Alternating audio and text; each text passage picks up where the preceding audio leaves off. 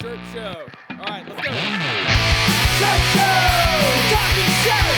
Shirt show! Talking shirt! Shirt show! Talking shirt! Shirt show! All right! Episode 267 of Shirt Show! We're talking with Kevin from Sales Inc. in Wisconsin. Let's go! Hey guys, if you're new here, my name is Dylan. I am the owner of Upstate Merch and the host of the Shirt Show podcast. Today I got a twofer. I got to talk with my good buddy Kevin from Sales Inc. and I also got to talk to Brad from Culture Apparel.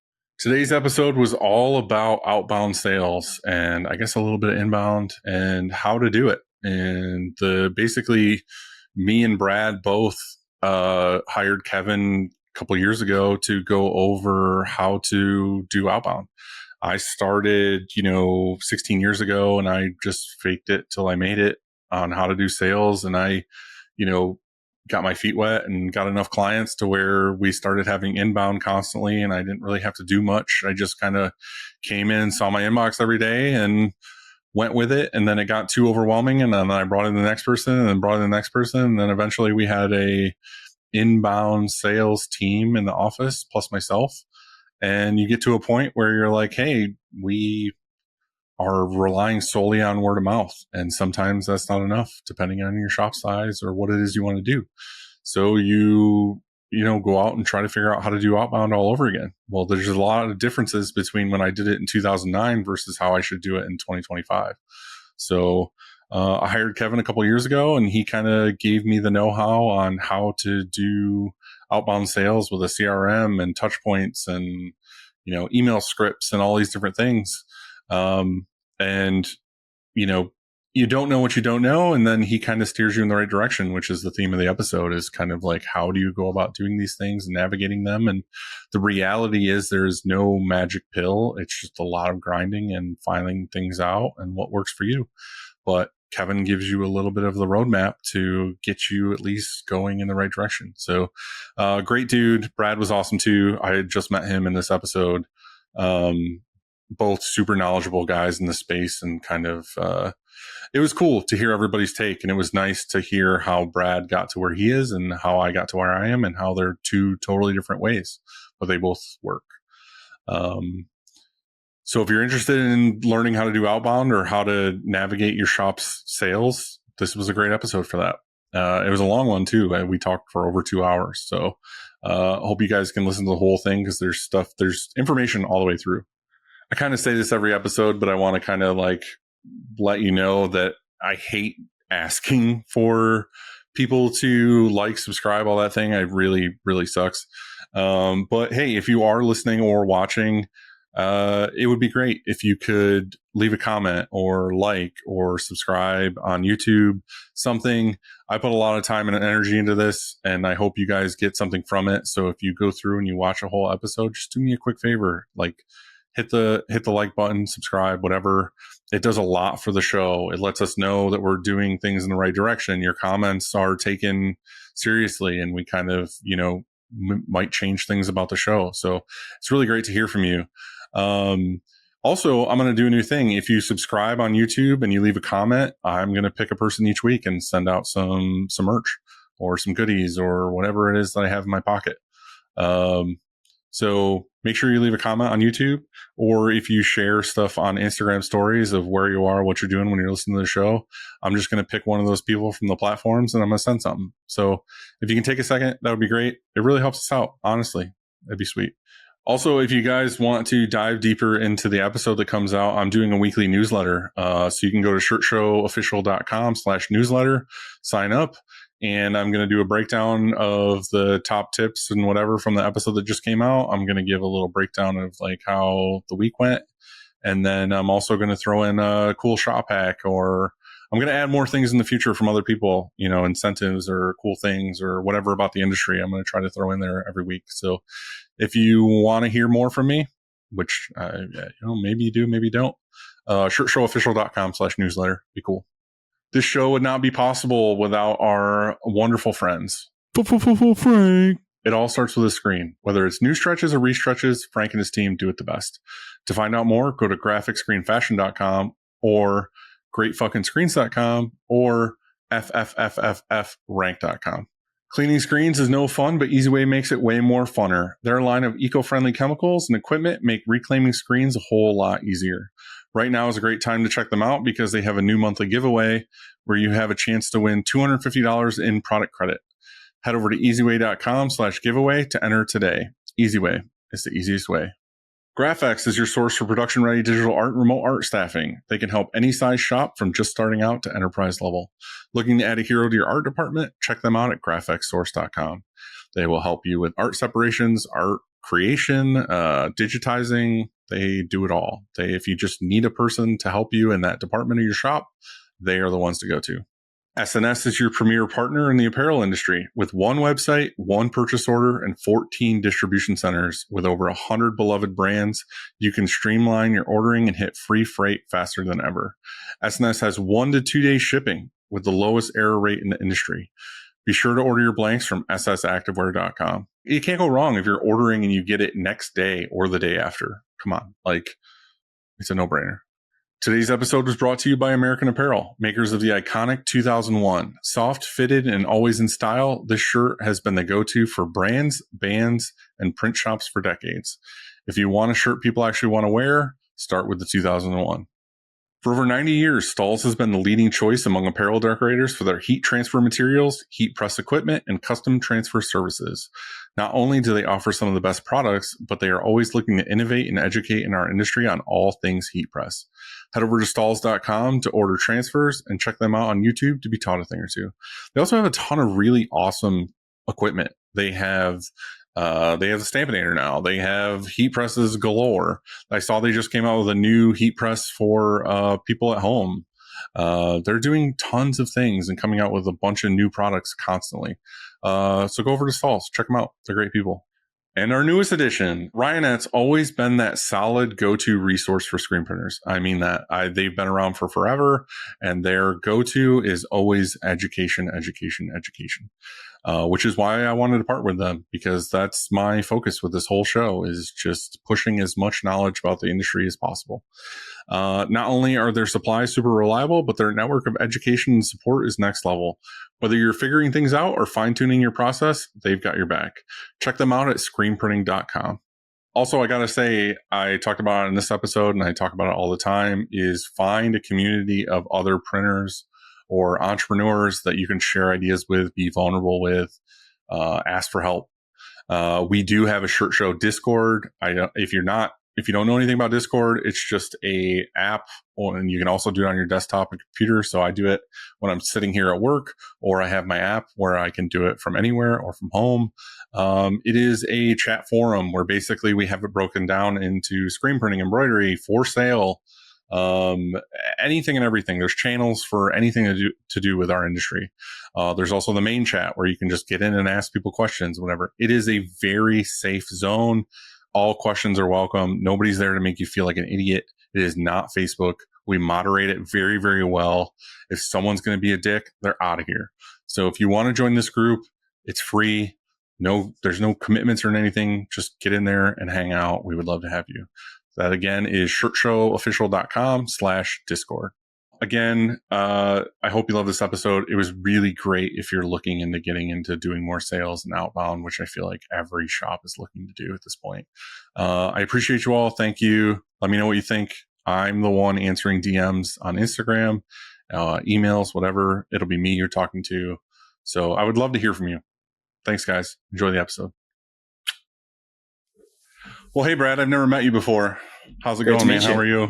It's going well. Kevin had some good things to say about you and said you wouldn't screw this up too bad. So figured we'd have you on.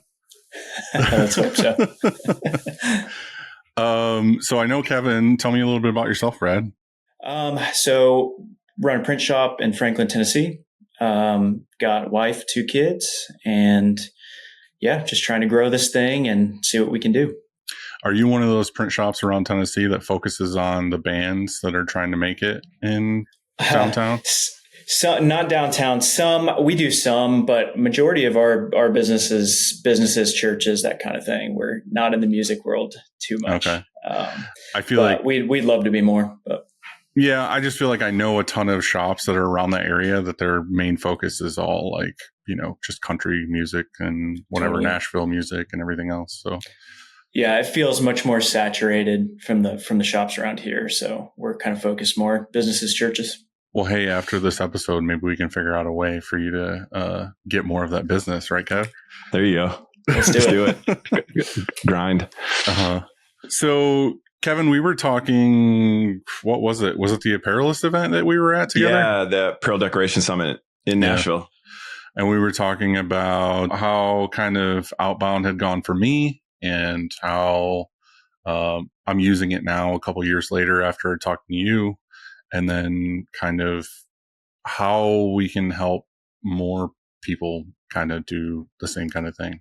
Mm-hmm. So I guess for the people, because we've had you on the show before, and you've been on Bruce and Stevens a bunch of times. Yep. Can you give like a quick background of like how you got into, because I think the question, and I get this a lot, like I don't talk to you about this, but I get DMs all the time. Like, hey, have you used Kevin? Is he a good guy? Is it snake oil? Is it, whatever.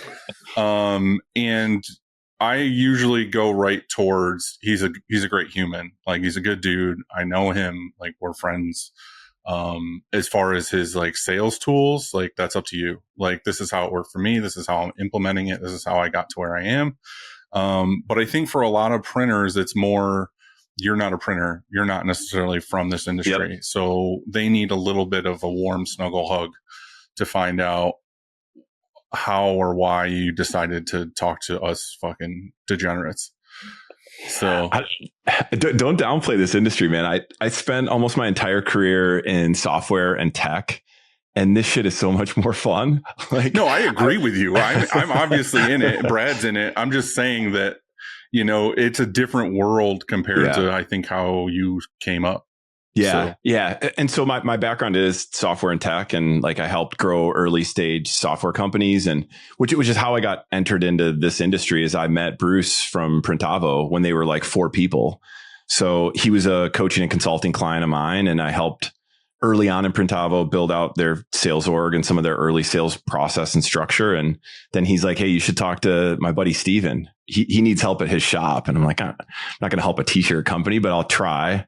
Fast forward 7 years, and I've worked with, I don't know, probably 150 at least shops of all sizes. Like, I've worked with some $80, $100 million printers, and I've worked with a ton that are under a million revenue, trying to hit that million threshold. So, yeah, it's like 90% plus of the work that I do today is just in this industry. Yeah, it's crazy. And I love it. It's insane. Like, it's a blast. What I think I love the most about it is that even like some of the rudimentary, like basic sales tactics and strategies and approaches that in tech are kind of like normal, commonplace. Like, not a lot of shops are taking advantage of it. So, well, I think the thing with shop owners, and Brad, I don't know how you guys started or anything, but a lot of us were just like, hey, this printing thing's pretty cool. I know some people who can get some shirts. And then we figure out the printing. We struggle still 20 years in, figuring out the print process or the best way to print. And the sales thing kind of is this like afterthought of like, oh yeah, we do have to sell shirts in order to do this thing that we do. But again, it's always just kind of like, oh, let's use our own charm. Let's use our own whatever, or, guerrilla warfare to figure out how to get sales in. And then someone like you comes from an industry where that's like the number one focus. Like, the number one focus is like sales and how to get them. And then the rest of the stuff is what we figure out afterwards. So it kind of feels like the opposite. Like, most people get into this for the art side, and then we figure out how to do sales after, where you're like sales first, and then let's figure it out after that whole thing happens. But I appreciate what you said, Dylan, about like, hey, this is what he did for us, and this is how he helped us. Every shop is different. And the sales approach that they take is going to be different in a lot of cases too. So it's not like this is the one size fits all approach and every shop should do it. Yeah. But there's a lot of strategies that shops could take advantage of that they're not today. Well, that was the thing. Like, when we first met and we started doing it together, was the thing that kind of sold me, I guess, on your tactics. Was you're like, I'm not going to come in here and be like, this is the Kevin model and this is the scripts I want you to use. It was like, how do we make it fit for you? It's almost like a weight loss thing. Obviously, Sure. weight loss doesn't work well for me, but it's like, do what's going to work for you. You know what I mean? Like if I tomorrow was like just chicken and rice, that's all I'm going to eat because I'm going to lose weight. Like I can't do that for the long term. Like you're more like speak in your language, speak how you're going to do it. Like the cadence you guys would actually follow. Like I don't want to be like, you have to do this 150 times and this is what it's going to be, because they're never going to follow it. But if you're like, realistically, my shop can handle doing 7 touches over X weeks, and this is the wording, this is the whatever, then like, let's cater it around that to like actually work for you. Because like you said too, is it's not something that's going to happen overnight. It's going to, like, for me personally, it's probably taken, I don't know, a year and a half, 2 years to get to the point now where it feels like just regular rhythm. Yep. And if I was like chicken and rice, you would have failed. Right. 100%. But it's hot dogs all day long. Spreadsheets, go. Which is funny too. Like total side note. I get sent so much hot dog shit on Instagram. It's fucking like my algorithm is just hot dogs.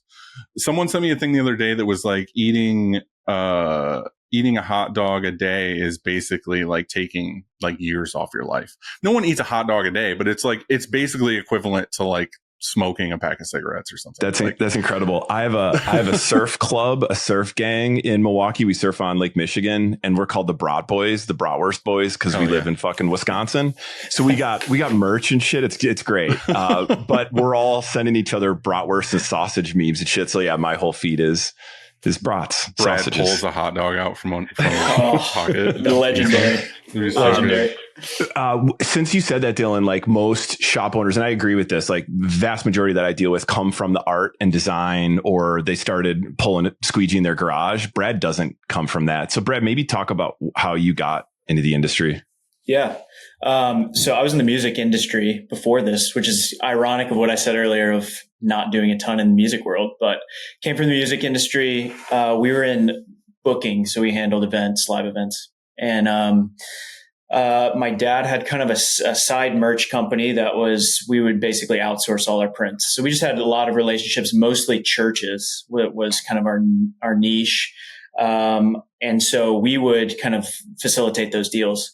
COVID happened, live events went away, and I was really forced with the kind of decision, what do I do, here? And so we just felt like, hey, this business is doing well. Like, let's just pour more into this. And so, I took it over in 2021 and decided essentially at that point we had to bring in equipment to print. We were just dealing with our contract printers' labor problems and all the things that go with that, quality control, all those things. And, for our top clients, we couldn't turn around things if we needed to.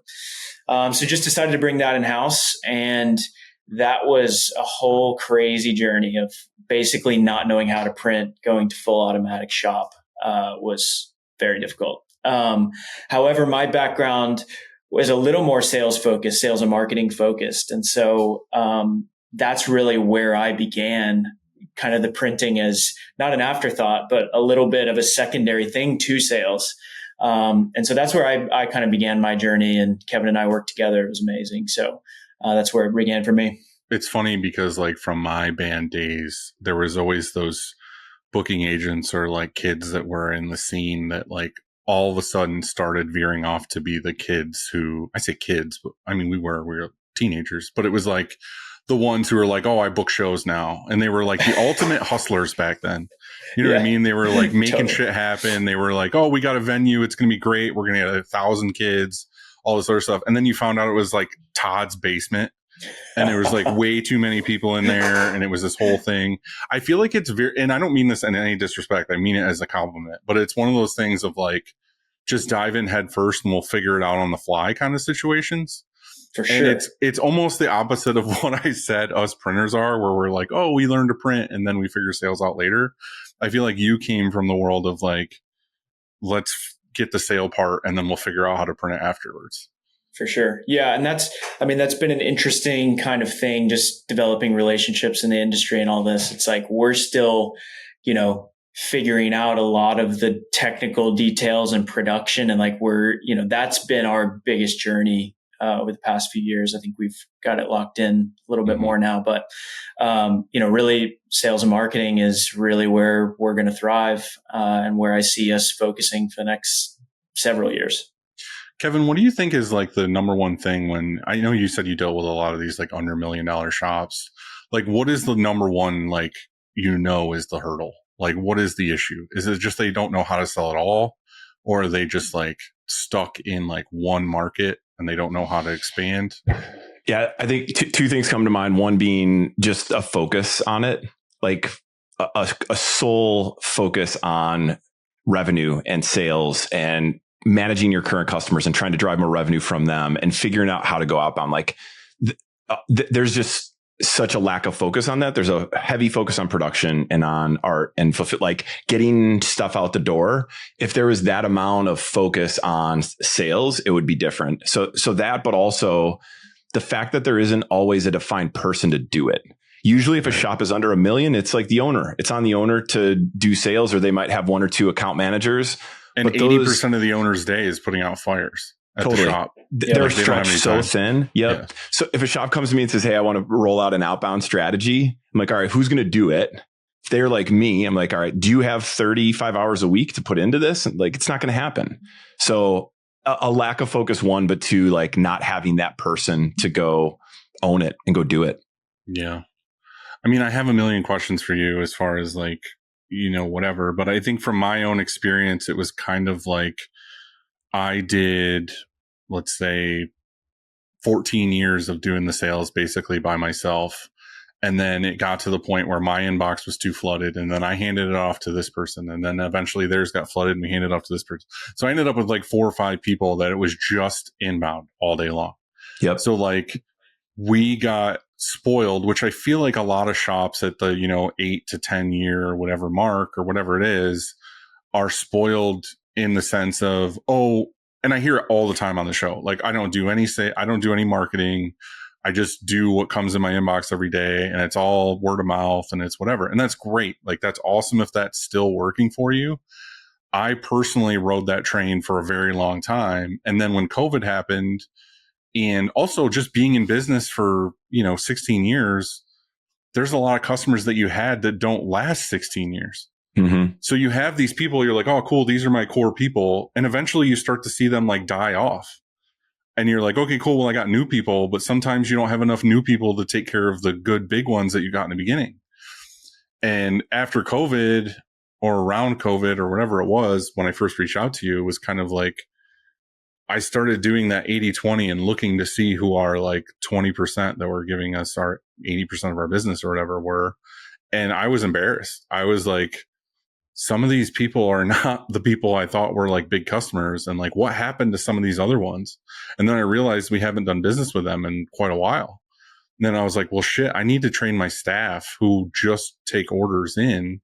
Like they're doing great. Like everything's fine. But I feel like we're just kind of like riding the train of whatever comes in. Like we're like on trickle feed or whatever, you know what I mean? And it's like, I don't know. Like I felt like we needed to do something because now all of a sudden the market got shaken up where it's not consistent anymore. Like we used to ride this, incline every year. It was like up and then winter and then back up and whatever. Now it's this fucking like up, down, super spike graph of like busy as shit. And then for 2 weeks it's dead. And I need these guys to be doing outbound every day to where we grow. And ever since we've put this all into place, it's been steadily like, oh, we have a bunch of new clients this week. Oh, we have a bunch of new clients this week. We have a bunch of new clients this week. And it's rad to see new people coming in. And it's not just the old, oh, we got to wait for this brewery who orders once a month to order. Hopefully it's coming this month because we need the money. Yeah. And then they tell us, oh, hey, it's a slow time. We're actually only going to order a quarter of what we normally order. And then you're just fucked. I think too, kind of with what Kevin was saying about the people, what's hard is people that are taking inbound orders to go outbound as well. It's impossible. Yeah. Because they're used to taking those orders in. They're used to just receiving it, and going outbound's harder. It's a different job. It's a totally different job. Which is funny because Kevin like almost like dadded me where he was like, Dylan, this isn't going to work. And I was like, no, like, we'll try it. You know, this person will be good. We're going to do like 2 hours a day and whatever. He was like, he was giving me that like side eye of like, all right, like data shows it's not going to fucking work. And I was like, yeah, right, Kevin, I'll show you. Fuck you. And it didn't work. It didn't work at all. It fucking crash and burn hard. That's what I'm trying to, that's like what I want to talk about in the show today is I feel like we could sit here and talk about all these metrics and numbers and blah, blah, blah. But like, I want like reality of like what actually works and what actually doesn't work. And I found that basically Kevin came in, and Kevin, I'm going to speak for you. Kevin Please. came in and was like, you know, this is how you need to go about this as far as like the biggest takeaway was like, okay, we need touch points and we need like a cadence that you actually stick to.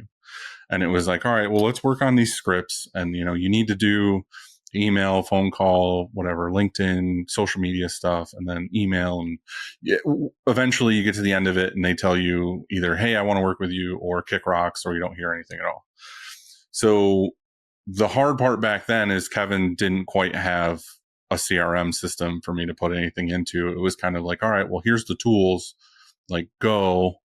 But like in reality, I didn't have anything to put it into. So we ended up bouncing around between a couple platforms, and I ended up trying a couple. And again, I feel like this is a very different thing for every shop because it's what do you know? I'm not the most like tech person ever. Like I am very like, I want it to be stripped down, bare bones. I'm the guy who buys a car with crank windows. Like that describes how I want to operate. And my team actually came up with an idea of just using like Google Sheets. And we ended up putting in these automations. We put in the customer, we put in their Instagram, we put in all these things. And then we made these automations with like dates where it was like first date we reached out to them. And then it populates the rest of the dates of like, okay, well, the next touch point is here on this date and so on. And then it just automates every day, lets them know it turns red when it needs to change. It turns green when they got it and they can check off the boxes, whatever. But that to me is like the biggest thing. Like you can say all day long, you're going to do outbound, you're going to write a list, you're going to do whatever. But if you don't have an automated thing every day that pops up in your face and is like, hey, fuckhead, you have to do this today, you won't do it because you'll put it off till tomorrow. Yeah. You'll be like, oh, Tuesday's pizza party day. Like I can't do it today. And then Wednesday's something else comes and then it just never happens. But if you have red shit blinking in your face every day of like, hey, you've got to send 7 emails, you got to make 10 phone calls, you got to do this or that, like you're more apt to do it. And I feel like that was the biggest hurdle is making sure you stick to that every day. Yeah. And that level of organization and focus and measuring and metricing, like you're right, Dylan, it doesn't happen unless you get to that level. And you guys couldn't be more opposite in how you manage sales within your shop. Dylan's got the spreadsheet, which is better than nothing, right? And Brad has the just barely better than nothing. It's good, but it's not. It's not like it's down here and it's okay. Like it's all right.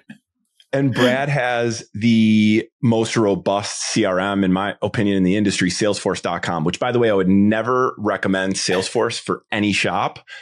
But he built it right, and he had someone to like build it out. Talk about that, Brad. Talk about the process and like.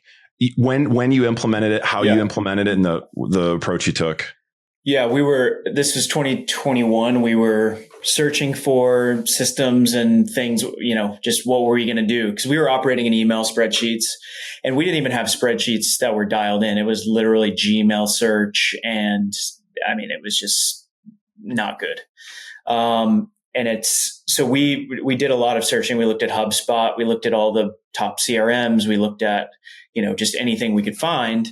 And Salesforce kept coming back up. And so got introduced to a consultant and paid a good amount for that and felt like it was worth the investment. And my foundation, this was even before we decided to buy print equipment, is the foundation was sales. The foundation was systems, because that's what we can grow upon. And so invested in that. Eventually, I ended up hiring that consultant full time. And that was what really unlocked kind of that next level. And again, I think it goes back to Kevin, like we were talking about, it's just like, it's totally what's going to work for the person. Like, Yeah. you know what I mean? Like, I would never use that tool. And again, Yep. there's nothing against it at all. It's just that, and I don't know what it is, what phenomenon or whatever, but it's like, I won't invest in something if it has, like, even if it'll do the job, like it'll do what I need it to do. If it has 900 extra bells and whistles that I will never use, I will steer away from that product, even if it'll work for me, because I'm like, I'm never going to use 90% of this platform. And it's all over the place. You know what I mean? You go to it and it's like this tab, this tab, this tab, this tab, this, all these things. Yep. And I'm like, I want this stripped. I want this to be just what I want it for. So that's what a lot of these things that we tried to use had. They had the ability to do what we wanted. There was just so much clutter and so many things all over the place that, like, say I could figure it out with Kevin, and then I have to teach it to all my other people, but every other person that I have using it all have their own preferences as to how they like things. And it's like, I tried to make it as idiot proof as possible of like, click this button, this happens. That's all I wanted it to do. I feel like the entire time I was talking to Kevin and my staff, I just kept saying, this is all I want. Like, no more, no less, just this to happen. That's the reason why I built that Sales Inc. CRM, is because everybody tried HubSpot, didn't work. It's got 60 buttons on the left-hand side. You're never going to use 55 of them. Like, get rid of them, right? There's Pipe Drive, Monday, Close, Nutshell. We tried Monday, you name it. Pipe Drive, HubSpot. They're just not custom and fit to the industry. Mm-hmm. Yeah. But I want to go back to what Brad said about his CRM, like that, the level of focus that he put into rolling it out, not only hiring a consultant, but like training it. And by the way, he doesn't run a shop management software. Salesforce is his whole ERP. He uses Salesforce as his shop management software. So yes, he made a huge investment, but it's the whole backbone of his shop. So putting the time and effort into implementation and onboarding and training, it was painful, right, Brad? It's not like all of a sudden it was this great system. Like, you went through a bunch of headaches to get there. I think there's two thoughts for me. One is, it's similar to the outbound strategy, is you have to have someone to champion that. You have to have someone to champion the rollout of any system, whether it's spreadsheets, whether it's working in email, whatever it is. And if that's you as the owner, that's okay. If that's you as, if one of your employees, if you're not tech savvy, that's okay too. For me, I was not the one editing fields and doing all this stuff. It's super complicated. I enjoy the high level of that, but in the details, not my favorite. And so really having someone to champion that is important. And then realizing that every system has limitations and pros and cons. A spreadsheet has pros and cons. Salesforce has pros and cons. There are going to be problems as you get into every system. And hey, we really wish it would function this way. Well, it can't because of this, this, and this. It's always going to be that. And so it's really a decision of business process, and working your business process with the systems is what's so important. Kevin, we can edit this out if you don't want to talk about it, because obviously it's your business model. But I feel like we have people listening that have no idea what we're talking about. Like, the three of us know what it is we want to talk about in this episode. But I also want to go back to, again, it's up to you if you want to talk about it or not. But like, what is the overall, like, the goal? Because I said, like, we need to make some scripts. We need to have a cadence. We need to have X amount of touch points. Well, what is it that people should, I guess, on a simple level, do, and then that gets implemented into this CRM system that we're talking about? You mean just fundamental, like, fundamentals, like, okay, strategies? The goal is to have a specific person. It's outbound sales that we're trying to do. Yep. And how do they go about it? Like, the best way is to, try. It sounds creepy when you say touch points. I really don't like it, but like, you want to touch this person 7 times. Like, it's 10 plus touches, right? After 10, it's you can't do that. But no, like, what is the goal here? Like, what is the simple version? Yeah, I mean, the goal is to drive revenue and to drive profitability, right? And we can sit back and rely on inbound and word of mouth and referrals, and that's great. And we're super lucky that we have that in our industry to be able to lean on that. but it's only going to get you a certain point. So if you want to get to that next level, I mean, the first thing that I would do is figure out, is it me as the owner? Is it one of my employees, or do I need to hire someone to step in and do it? I've got that person defined. Now, what work can I block, amount of time, and what work can I block for that individual? So maybe it's, I want to add X number of leads. You got to figure out who you're calling. Let me take a step back. Even before that, I would define your target market. So who do you work with today? Where is your most profitable jobs coming from? Where do you want more work? Who don't you work with that you want more of? I would define a target market. And then, it doesn't have to be just one either. Like we have like 10. No. Yep. For sure. It shouldn't be one. Right. I don't want to. Yes, I can say that the majority of our business is bands, or is comic book shops, or first responders, whatever. Like you can have a niche that you really double down on, but you should have multiple that you focus on. Well, we found that out in COVID too. Like if there were people who just did live events, they were fucked. They had no other revenue. They were just focused on that. So it was like, that was the thing that kind of helped keep us going, is we had so many different markets where it was like, all right, 6 of them shut down, but 10 of the other ones are still going strong. Yeah. And then it was like, all right, cool. We have that. So yeah, I think number one is like nail down who your ideal client is. And then what's the next step after that? And then you got to get contact information, which luckily now data is so cheap and so easy to get. You know, the days of going to Google and searching owners of construction companies and my zip code, just buy it. It's 50 to 60 cents a lead. Just buy a good lead set. So there's tools like Apollo and Uplead and Seamless. There's a bunch of them out there. Just buy that data. And now you have this list, and then you got to go outbound. So my recommendation is a campaign, multi-touch, multi-channel. Call, email, social media connections. If you can knock on the door, great. If they can hear Dylan Upstate merch, Dylan Upstate uniforms again and again and again, like 10 plus times, multi-touch, multi-channel. Get consent first. Consent and touch. And then multi-channel, call, email, social media. Like that model works. I talk to shops every week, and it's like, we do a little bit. We'll if we're stopping and dropping off a delivery, we'll knock on a door. Great. You should be doing that. Better than nothing. But when you really start to see conversions and start to see this track is when you can build it into like a campaign or a sequence. And I think for the people that hear this part and they get the ick of like, oh, I don't want to like cold call people. Yeah. I don't want to cold email people.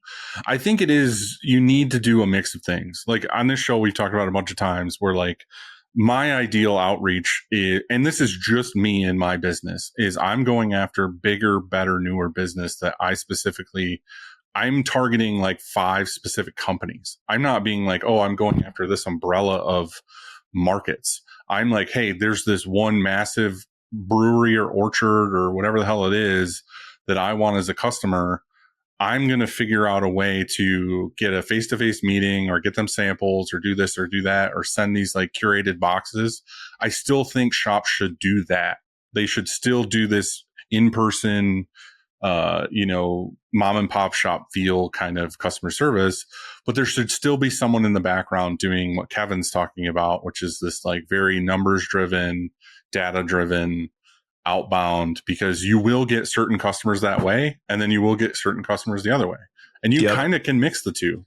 Like someone could make an outbound list, like a lead list, and they could cherry pick 10 out of there and be like, hey, these ones I'm going to go after personally, because if I land those, it's going to make this whole thing worth it. For sure. And it only takes a couple. It's not like you need 100% conversion rate. You get 1 or 2 orders, it's going to make a difference. But if you're making a lead list of pizza shops and you're like, okay, like Joe's Pizza isn't going to really move the needle for me, but Joe's Pizza might order every 6 months or 3 months, and they might order 24 shirts or whatever. That's still revenue you didn't have in the first place. Like you don't have to cater that. You don't have to come in with like gift boxes and shit for Joe's Pizza, but you would still like their business. Like the reality is we would still like their $400 order. Yep.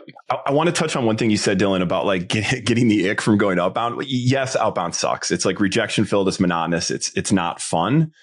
And I think we in our industry have it has such a bad name because of the digitizers that we hear from nonstop. It sucks. And that's not the type of cold call that we should be placing to a prospect. It's, hey, I work with other construction companies in in New York, and we're helping them with a better uniform solution and better workwear and better marketing of their, like, you're communicating how you're helping people like them. That cold call is way different than, hey, can I do your digitizing? You know, like, I feel like the problem with the digitizers is just, it's so filthy. Like, they're so slimy. Like, there's so many ways they hit us up. Like, yeah, they call, but they fucking like slide into DMs with like a hot girl picture. And then it's just nothing but like patches and embroidery. And it's like, the fuck? It's like, hey, how's it going? And then you click on it and it's just like a digitizer. And it's just like, there's just all these things all the time of like, hey, who does your vector or who does your whatever? And it's like, guys, fucking knock it off. Like, it's obnoxious, like how it's handled. But I think with us, with like the outbound strategies we have and the scripts we have, and that was another thing too, is like, when you were talking to us about scripts, I made scripts and it felt weird as hell for me to make these scripts. But again, like, you have to get over that. Like, the goal of this is to make personal as possible scripts, whatever. And then I wrote them, and then I sat in a meeting with my other people who we were trying to get to do it at the time, and they was just laughed at me of like, I don't talk like this. This isn't how I would say this, whatever. So what ends up happening, like Kevin basically said, is like, everyone's going to take the initial ones that the shop, air quotes, shop made, and then they're going to make their own wording of kind of the same thing to where it feels like them. Like, Leanna's sounds different from Sarah, sounds different from me, sounds different from whoever. yeah. And then it's way more personal. Like, it's way more, you know, if say Leanna was really into dance and Sarah was really into, I don't fucking know, NASCAR or something. And it would be like, Leanna knows how to talk to dance people. Like, she knows the lingo. She knows like what they're looking for. She knows the apparel. And then Sarah's all, you know, raise hell, praise Dale, number 3 on everything. Like, you know what I mean? Like, they know what they're talking about and they know how to go about it. So it gets rid of some of that ick, you know? Yep. Yeah, for sure. It has to be natural. One other thing that, if we're at that point where we want to start doing this, but going cold is still too cumbersome or too overwhelming, you can always go outbound to your current customers. Like, I would highly recommend that once you build like the system and the approach, why not segment your customer list and, you know, hit folks that haven't ordered from you in 6 months, or that ordered 10 months ago, or that have only ordered teas from you. Like, there's so much opportunity to go out and reactivate your current customer base. That's outbound selling. It's just not outbound cold. So if a shop is wanting to get to that point of going cold outbound, why not dip your toe in the water and start to more proactively, in a structured way, go out to your current customers and try to drive more revenue? Well, it's funny. I didn't even have that in my notes, but that was a big takeaway that we had from doing all this outbound is, again, just like you said, like, why can't we do this for our current people? So we ended up making a separate sheet.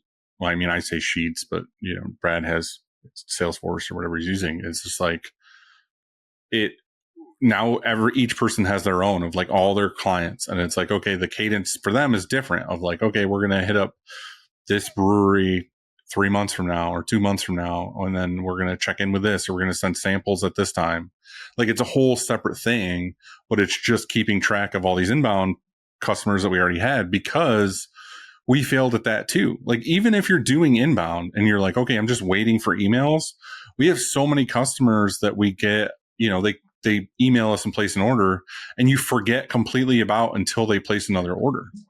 And it's like, how much more business could we bring in from people who already know us and trust us that we're not getting because we're just not hitting them up? But now we have a dedicated like CRM of these people, and we reach out at specific times of like, hey, the red shit's in your face again, of like, you should reach out to so-and-so. We haven't heard from them in 6 weeks or something. Yeah, I wanted to add in, when we hired our first outbound sales guy, the first place we had him start was it hadn't ordered in 18 months. And so it was just a little bit warmer, but it was people that we hadn't talked to. They just kind of fell through the wayside. And so that's what he lived off of for the first probably 6 months. He was still going outbound, but the ramp up, and I'm sure we'll talk about this in a minute, the ramp up of that is a little, you know, it takes a bit to get rolling on this. It's not like you're going to see sales, you know, day one. I mean, you could, but in general, we're going to say it's going to take a couple months So those reactivations were just much quicker turn from, first contact to an opportunity created with them. And so I think that's a great place for shops to start. I was going to add in one other thing is just, I wrote down, I think one of the things in this whole approach for shops is just having a way to have predictable revenue. And this is the whole core of why we're doing this, is because we want predictable revenue. So if you're saying we can make X amount of calls and we can get X amount of dollars in the door, that's the goal. And doing that on both the sales side and the marketing side, because when we're just taking sales, we're at the whims of the chances of when our customers order. And we'll see that, our sales throughout the year are going like this versus smoothing that out because we have consistent, predictable revenue coming in. And I think on that, Brad, too, one of the things that I learned, not necessarily the hard way, but learned in this whole 2-3 year journey of like figuring out how to do outbound in 2025, because outbound in 2009 when I started is very different from outbound now. Yep. Was I wanted the people in the office and whatever to do this, make a lead list, figure this whole thing out, go after like this giant list of whatever people. And then I was like, I had the mentality of like, well, my goal should be to go after these big fish of like, oh, well, wouldn't it be awesome to have like these 5 massive clients? Every shop has them. Every shop has like 1 or 2 or 5 or 10 or whatever of these big people that order like once a year or twice a year, even if it's every quarter, they know this is coming. And that's where you said like predictable revenue of like, all right, I know so-and-so is going to order in a month. I know it's going to be around a $100,000 order. Cool. I can count on that, whatever. But the problem is that if I spent all my time and energy going after these 5 clients and then one of them falls off, my numbers, my staff, my presses, somebody's hurting. Like we're counting on these things to happen and they don't happen. Then it's like, cool. Do you fire 4 people? Do you sell a press? Like, what do you do? But we found like I was going after these big ones for a while. And then we kind of noticed that where like we had someone here, our number in revenue this month was this because we expected so-and-so to order. And then in 2024 or 3, they didn't order because they weren't around anymore. We were like, wow, our March sucked.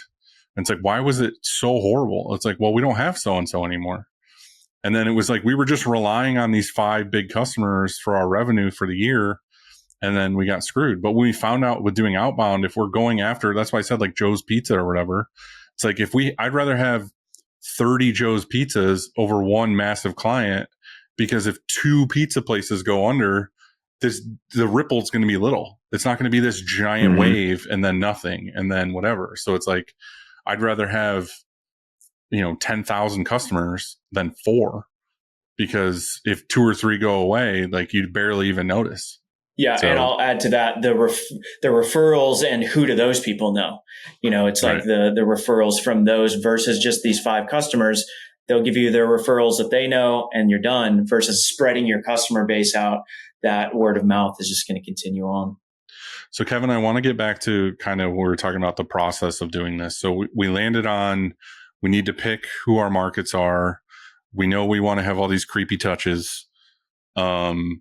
What are the touches? Because that was something that was huge for us. And Brad, I don't know how your staff took it, but like my staff is very, younger-ish people who they never want to talk on the phone.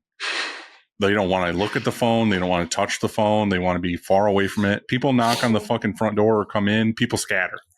Like, you know what I mean? Like, they don't want to see human beings.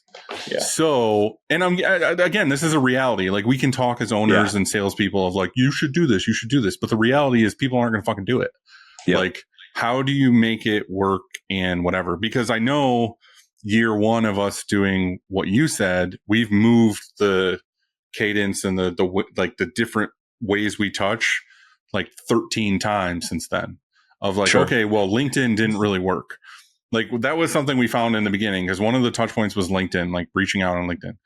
And the funny thing is I had Bill take headshots of everybody.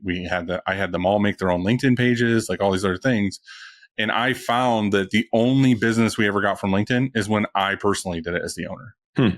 Like, and I mean, you might have different data on this, but I found for us and other shops I've talked to, it always seems to be the owner who's getting the best results with that, because I have the most track record on LinkedIn. I have the most stuff, posts and stuff. Like, none of the staff have any posts about screen printing. They don't have anything on there. It's just fucking Leanna, whatever. And it shows her, she works at Upstate Merch, and then there's just nothing. That's it. Yeah. You know what I mean? Yeah. And it's like, I feel like you have to be a LinkedIn person and you're on there all the time to have any credibility.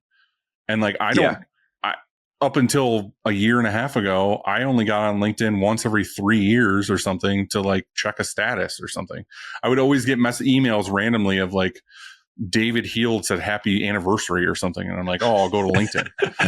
And Thanks, David. Yeah. And then I find out like, you know, a year and a half ago or something, I get on LinkedIn and I'm like, wow, there's a lot of people using this again. And it's working really well. So I personally dove into LinkedIn of like reaching out to other owners and other people I want to work with in my quest for getting bigger, better, whatever. And it's working really well, but it didn't work at all for anybody else. So we were like, all right, from our outbound list for the people who work here, scrub LinkedIn, we're going to just double down on this thing. And what we found, and I'm probably jumping ahead, but like, and this is probably for me, my own shop, because we do a lot of stuff on Instagram and we have a good following, is Instagram was by far the best touch point out of all of our touch points over email, phone, everything. Instagram almost always is where we're getting all of our leads from. Yeah, it's funny. It's all across the board. But Brad's got a sales guy, a BDR, a business development rep doing outbound, and he'll do some IG DMs, but he's also calling and sending emails. Like it's a mix. Matt and Nate from Relentless in Nebraska, they've got a salesperson that she just crushes on LinkedIn. She's active. They're one of those people. They're one of those people where they're on LinkedIn all the time and they're putting up. But the thing is and I know Brad and Nate very well, like we're friends, and it's kind of like they're crushing it in the specific markets they're doing. Like they're doing the band stuff really well, but they're also going after like this agricultural world because they're from Nebraska. Yep. And LinkedIn is great for that because it's all like professional, whatever. And those are the people who are hanging out on LinkedIn being like, hey, check out my glass trophy that I got this year for the most corn. Or something, you know what I mean? It's like that's where they're getting those connections, and it's working really well for them. So to each their own, and see what does work. I worked with a shop out of St. Louis that did all door to door, like door knocking and soliciting, and it wasn't always like dropping off samples. It was just talking, and it was here's a business card, here's a flyer. You know, we're working with other business owners, or you work with a number of other folks in this business park. Wanted to see if we can help you with anything. Like all of it works. I'm glad you're going in this direction, Dylan. It's like, there's not a one size fits all. If you have to do a 10-step campaign and it's got to be call and then email and then call and then LinkedIn, there's a huge mix of what you can do. The beautiful part about Outbound is you can track and measure all of it. Right. And if you have a CRM, it's easier because you can look at not only the numbers of the activity, how many calls, how many emails, how many visits, how many SMS texts, like we can output via text, but then it's conversion rates. How many of those emails does it take for me to get a meeting? And what is unfortunate is we've done it to ourselves, salespeople. Like now everybody's inboxes are flooded. It's hard to cut through the noise with email. So if your outbound strategy is solely email, like good luck. And I know the next generations hate picking up the phone, but man, it's so much easier to get someone live on the phone and to get a meeting set or to get like a conversation going versus just shooting emails out. I don't know if this is real. This might be a TikTok thing and it might be real. I don't know. But did you see the thing where like Apple's new thing is screening calls before you get them? Like it's almost like an AI thing where basically if someone calls who isn't a number that's in your phone, it screens the call and so like finds out who the person is. And then if it's something that doesn't have anything to do with you, it just like sends it to voicemail or whatever. Like you don't even get the call. Interesting. I haven't heard that. Crazy. There was a thing where basically it was showing like a salesperson doing outbound, like on this side of the screen, and this side of the screen was this like thing at Apple talking about their newest release. And the person on this side was just like, fuck, my life's over. Like I'm not going to be able to do this because they're just doing cold calls constantly. And it's like, if you can't get to the person, then how the hell are you going to whatever. I haven't seen it yet. If anybody says cold calling is dead, like bullshit. Like that's how businesses grow. It's how businesses are doing it today. And maybe AI is going to change this, but it's not there yet. Like picking up the phone, getting people live still works. And I usually see like maybe it's 100 to 7 or 8 to 1 ratio. 100 calls, you get 7 or 8 people live, you get a meeting. Yeah. You can make 100. If you sit down for 8 hours, you can make 100 calls. I promise. It sucks. It's hard. You can't do that. You can't do that 5 days a week, but you're going to get meetings and you're going to get just quotes. Talking about me. All right. I got to step back because I've found out, again, this is me on this journey of doing it every day for like 2-3 years or whatever. Is I went hard in the beginning. I called Verizon because Verizon's who we have all of our phones through. And I was like, hey, I need 2 desk phones because these people are going to be outbound. Since then, I've gotten rid of the desk phones. Nobody fucking uses the phone. Like, nobody in my shop currently is doing outbound. Like, it's not. I have found, and I'm skipping ahead, but I have found using a VA for outbound has been the golden ticket for me. Like, for my shop personally, is, hey, you do this part where you basically get the fish on the hook, and then they're handing it to an inbound person who's really good at doing inbound. What work is that virtual assistant doing?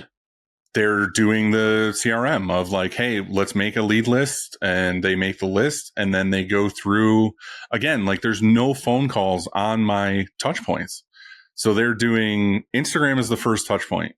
And like I said, a lot of the time is ending on touch one. Like, we're getting people being like, and I think that's because we have a good Instagram. Like, we have like 30 something thousand followers.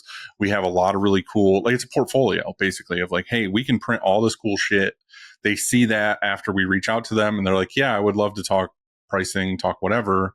So that person is basically has an Upstate Merch email and they have, their whole everything. It looks legit, whatever. And then they CC me and Leanna and say, hey, we talked on Instagram. I'd love to move this forward, blah, blah, blah. Like, let us know what it is you want to do. And then either me or Leanna will pick it up and be like, hey, like, here's the pricing. Like, this is the whatever. Like, how are you doing things now?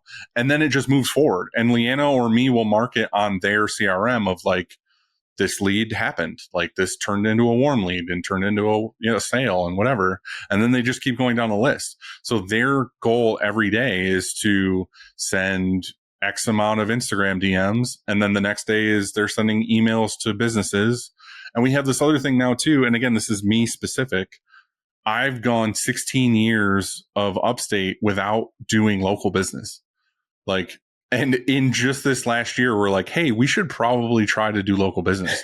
Like, I do have local business. I have some of the bigger places around, but I don't have, there's so much. I'm surrounded by cities in New York. Like, I'm not in the city, but I'm in the middle of the state where it's like Syracuse, Buffalo, Rochester, Binghamton, Ithaca. Like, they're all right around me. And it's like, why am I not the print shop to go to for these places? So now just in this last year, we're like doing this thing where basically it's like Google Maps, this mile area, get every business, use Hunter.io to get their contact emails, put it into the list. And then they're just going down the list now of like, hey, and these are more a personal email of like, hey, we're local and we could have the possibility of dropping off and we could blah, blah, blah. Like, it's a whole different thing. But it's just funny, like, that's how it's working for us best is getting a VA where it's basically like, I know and it's not another employee I have to pay to sit here and stare at a screen in the office. They're just being like, hey, I'm paying you X amount per month. And they just do it every single day and they're great at it. And that's their focus. I think one thing you hit on there was the local piece. And for all the shops there listening, like, I think starting low, if you haven't done this, start local also I'm only doing it 16 years in. Yeah, for sure. But start local because just saying we're right down the road, come by, visit the shop if you can. Those things matter so much, especially to just get the momentum going. And again, I think momentum is key in this, where it's like you get a couple of those wins under your belt and it's just going to start rolling from there. So start with the local. We've talked a lot about my shortcomings, Brad. How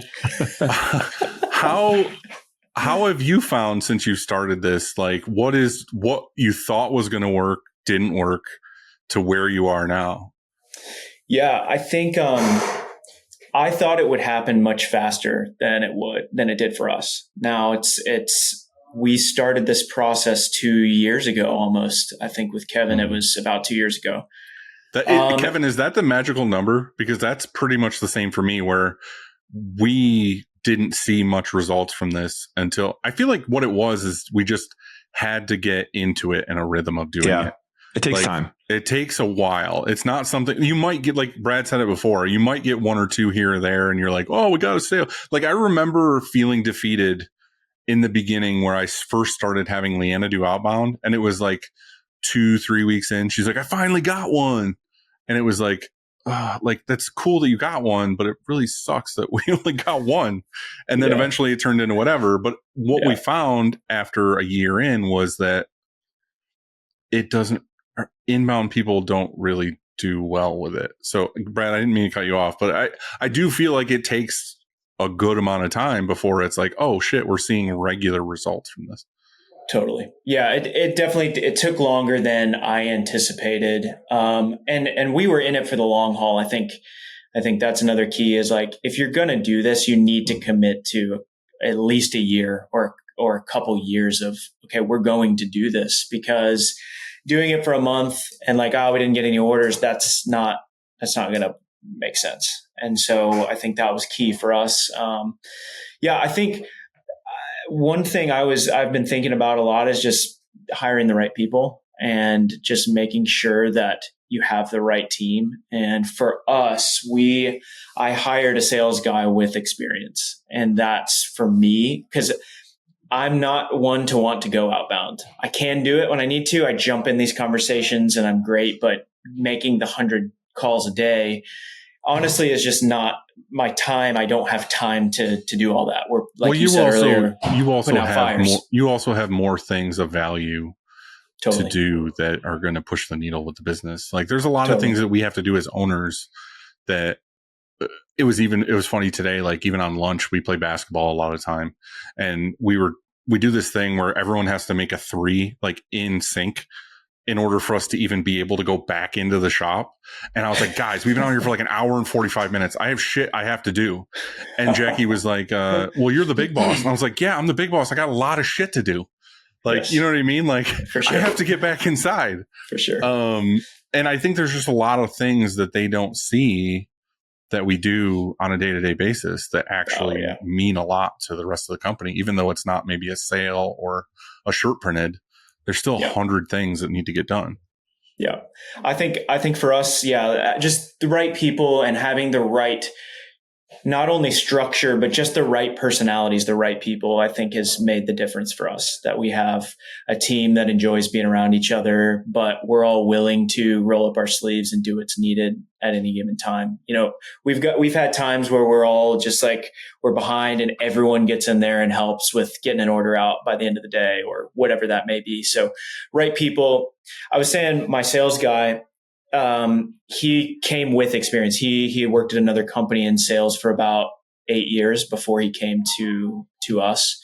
And so having that made me not have to micromanage isn't the right word, but just not be as heavily involved. I'm still very much involved, but at least the idea of rejection, getting told no, people not answering your calls, building rapport, all those basic sales skills, he already had those. And so I think just a point is finding someone who's fucking emotionally beat down enough to be able to make these calls is basically what you're describing. It has to be a sick person that's willing to get rejected that much. But, I think it's been so important for us to have that to where I'm not having to counsel this person. It's like, you got told no and he's coming in the office, upset. And it's like, every no is a chance for him to get another yes. He is just like willing to take it. And so I think that's important, and being willing to pay for that talent. I think it's easy to say on a podcast. It's easy to read that in a book, but paying for the right experience level is very important. You can get a college kid that was zero experience, but that's going to yield you a certain result. And you have to just have the stomach to potentially pay it. I love that you said that, Brad. That's such an important point, and I love that Brad is focused on this, and it's why he's gotten to the place he's gotten to in such a short period of time, because he will invest. He invests in infrastructure, in systems. He invests in people. Like, he's not. Talk a little bit, Brad, about like your philosophy on just like compensation overall. Yeah, I mean, we're not trying to cut salaries. We're not trying to cut even. I think for us, our just philosophy on it is provide more value to the customer so we can charge more and so we can pay our people better. And so our rate for hiring people is just higher than the kind of average around here. And we've seen that be successful, and creating our company culture is just like everyone has each other's backs, where we really try to do that. And that matters that matters for the whole company, but that matters in the sales conversation too, because when our sales guy brings something in, he's confident that it's going to be done correctly. It's going to be, because he's putting his name on the line too for these new clients coming in. So yeah, I think it's paying for the right talent is just so important. Can we talk about his role too, which is pretty unique? So a lot of times the shop salesperson, they'll do everything. They'll take inbound. They'll maybe do a little bit of outbound. They'll manage current customers. What Brad has this individual doing is going outbound, teeing up an opportunity, finding a potential quote, and kicking it to the account management and customer success team. And then dude is out the door to go find the next one. That's what I'm trying to say is I'm finding with the VA is like, they don't have to do the whole process. They're just doing the getting the fish on the hook part. Which I feel like is the hardest part. Like everyone here is seasoned in making a quote or a mock-up or an invoice. Like, I feel like once they're in the door and ready for that, it's like, cool, we got them. Like, we're good. Like, fish is in the boat at this point. Like, we're good. So having someone who is just that like smooth, getting someone schmoozed to get into the door is it's a hard part, in my opinion. Whether you use a VA or whether you bring someone in house, or it's a remote thing, or however the shop would choose to structure it, it's just important to keep that the focus. I think because it's keeping outbound the focus. I think. So when we first started with our outbound sales guy, he came in and he really did work the client. So he would make the sale, he would work the client all the way until that first order. And then he would pass that off to an account manager at that point. So after the end of the first sale.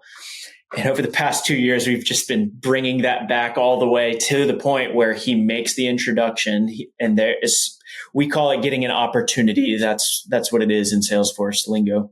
So once they're like, I have a project, they raise their hand to have a project, they're passed off to an account manager.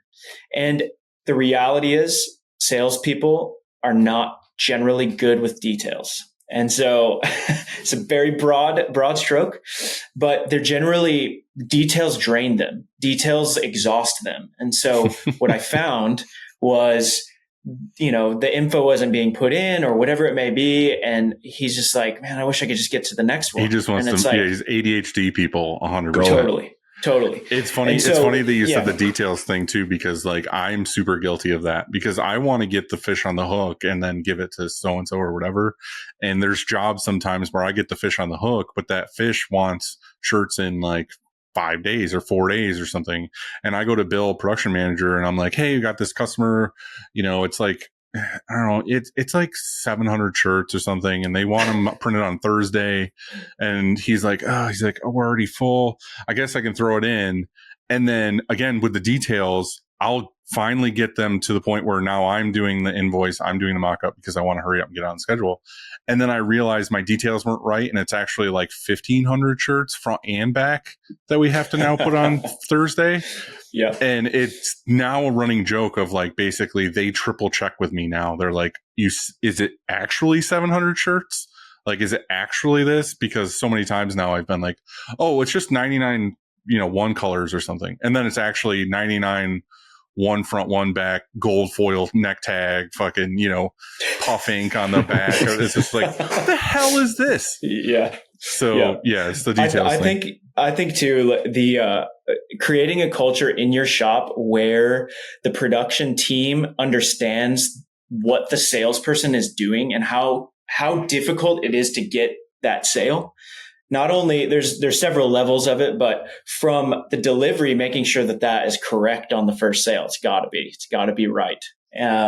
But even to those little extra things, like those extra, hey, let's rush this job. Hey, can we pull this off? I've seen plenty of shops, and I've had even friends in other industries where it's like the production team is frustrated at sales constantly because they're trying to, fit stuff in. Yeah. But the reality is, like, if they both understand the pain that they're causing each other, and you can create that culture of just being in a shop that people understand the lengths everyone's going to pull off what we do, then it's going to be so much better. You should try this, Brad. I did for a while when I was leading a larger sales organization. I would do rock blocks.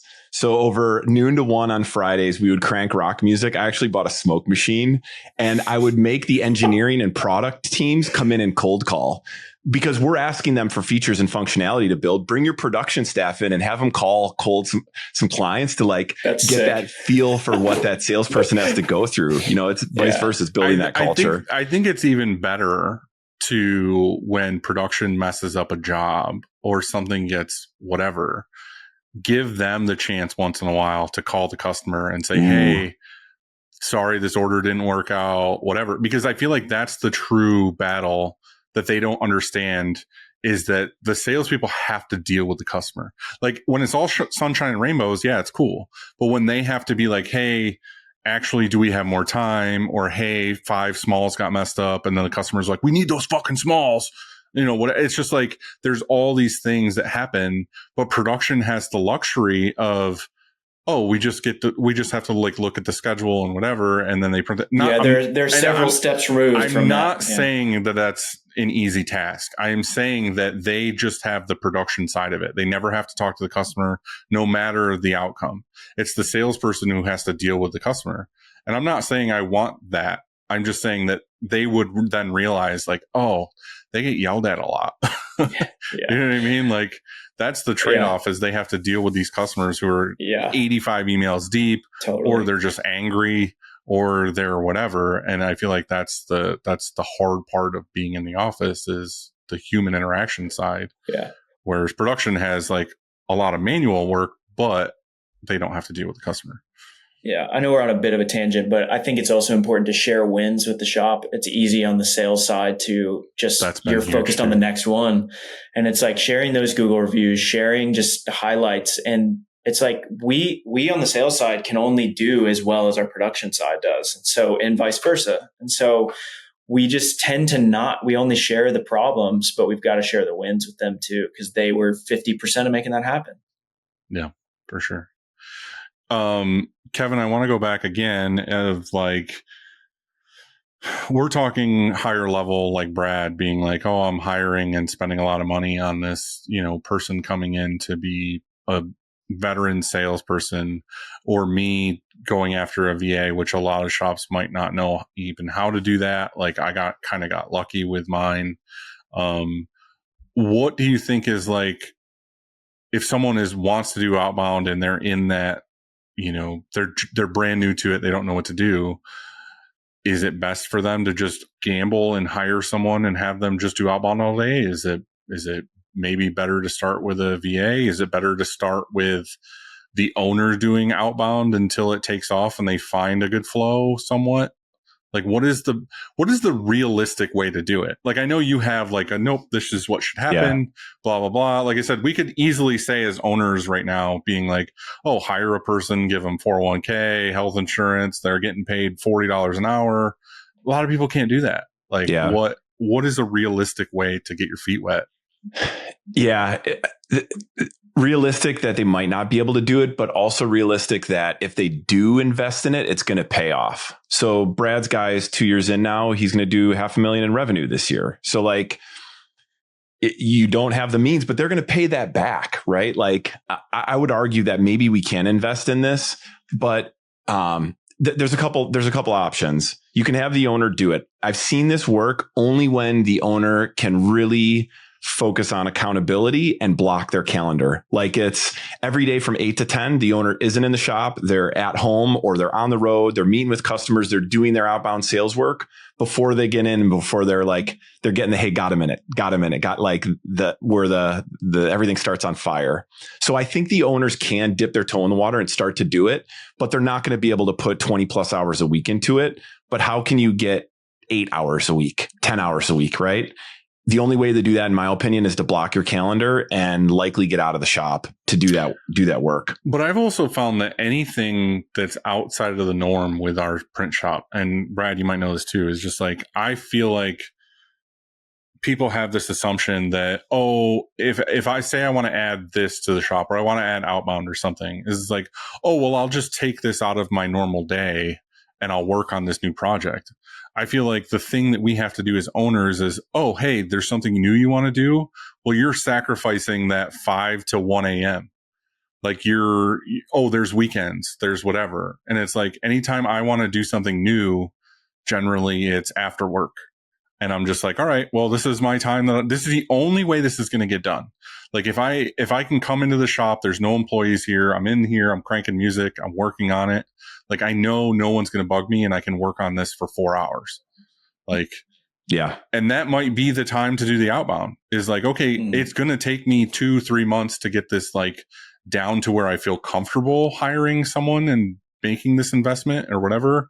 I feel like if I would just day one hired you, Kevin, to come in, we did all these meetings and we figured out how to do this. And I was like, oh, hiring a person doing this. I feel like it would have crashed and burned hard, like right off the bat, because I'm learning it as they're learning it as whatever.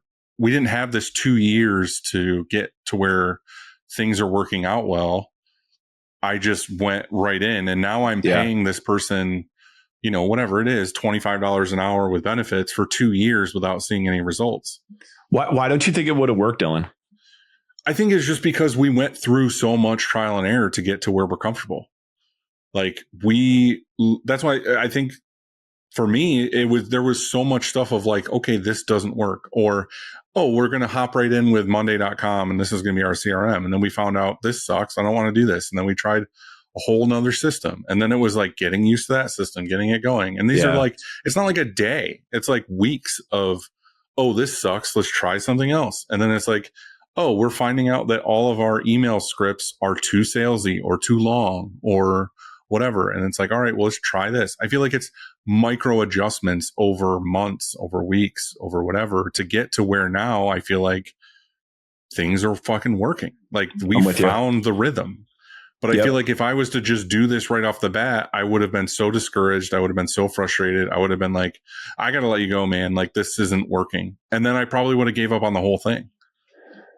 But do you feel like if you brought someone in that had experience, that had the know-how, that could spend 40 hours a week on it solely, that they maybe could have gotten you there quicker? I do feel like that is the magic bullet. But in reality, I've talked to a lot of shop owners that it's come up in conversation. Like, I don't want to name any names, but there's certain people that are like, I've gone out on this limb and I'm hiring this person who says they're a seasoned veteran salesperson.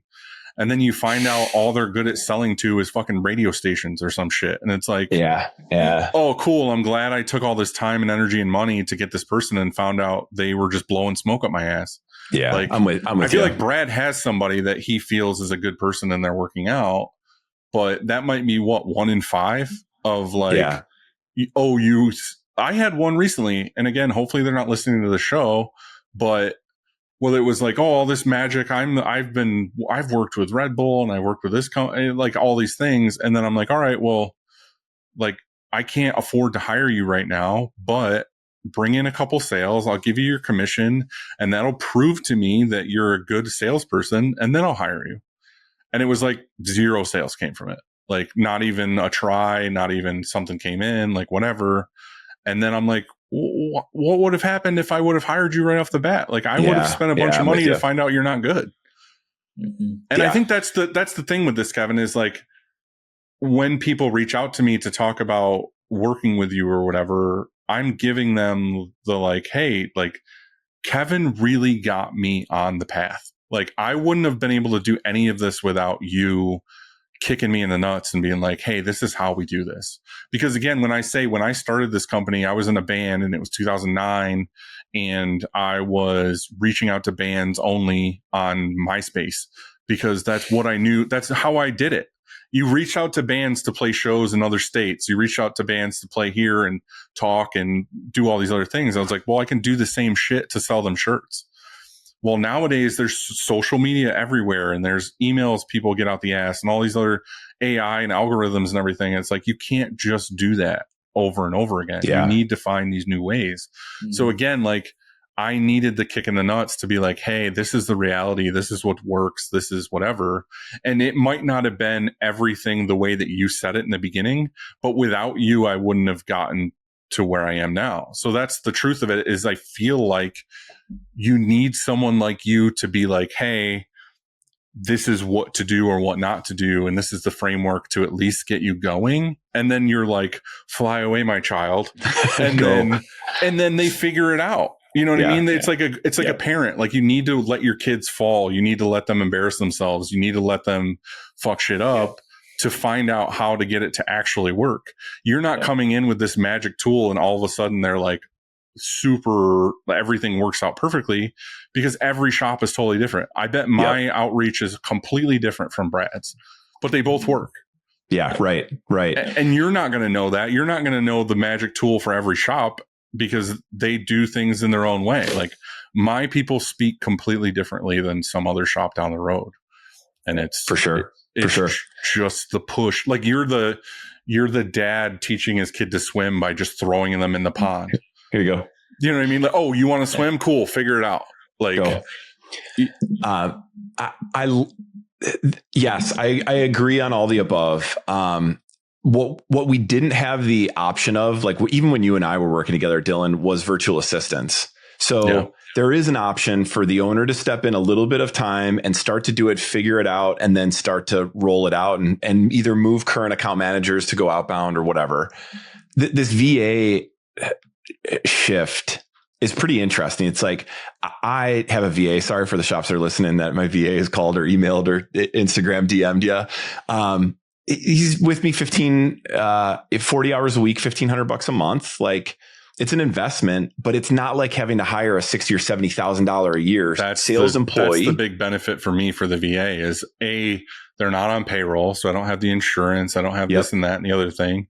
They're fully remote and they just do their task, and it is what it is. And it's a flat fee every month. Yep. And it's an employee. Like, I still meet with my VA at 8:00 every morning. Yeah, like, for sure. His success is my success. So we are tight. Like, we're slacking, we're communicating all day via Slack. Like, it's an employee. It's your sales employee. And because I have systems and process and a CRM and like tools in place, like it works. But I'm seeing more and more shops do that right now, and seeing some pretty good success of having a virtual assistant to do the outbound work. Where I'm seeing the most success is when they're doing multi-channel campaigns where they can text, call, email, and LinkedIn. It's not just email. So you got to be a little bit careful with like accents. Like my VA is South African. He's got an English or British accent. He sounds sophisticated, right? Like, it's different. Like, Filipino accent, some people don't like that. So you got to be a little bit careful if you're going to want that person to call. Yeah. And we don't need to get super into that, but I do feel like that is a huge thing. That is just a reality, is like, you know, if I have a VA from, you know, the Philippines or Honduras or something, and they have a thick accent, it's like, they're not going to call my local pizza shop and be like, hey, we're right down the road. Tough. Right. He's going to sound a lot different than I sound.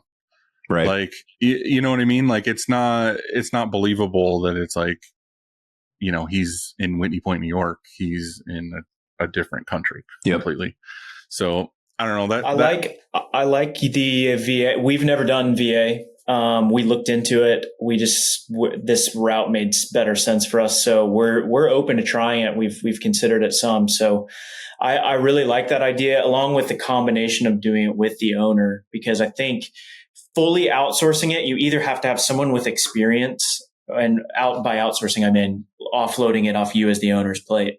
It either needs to be someone with experience, or you're going to have to be involved at some level.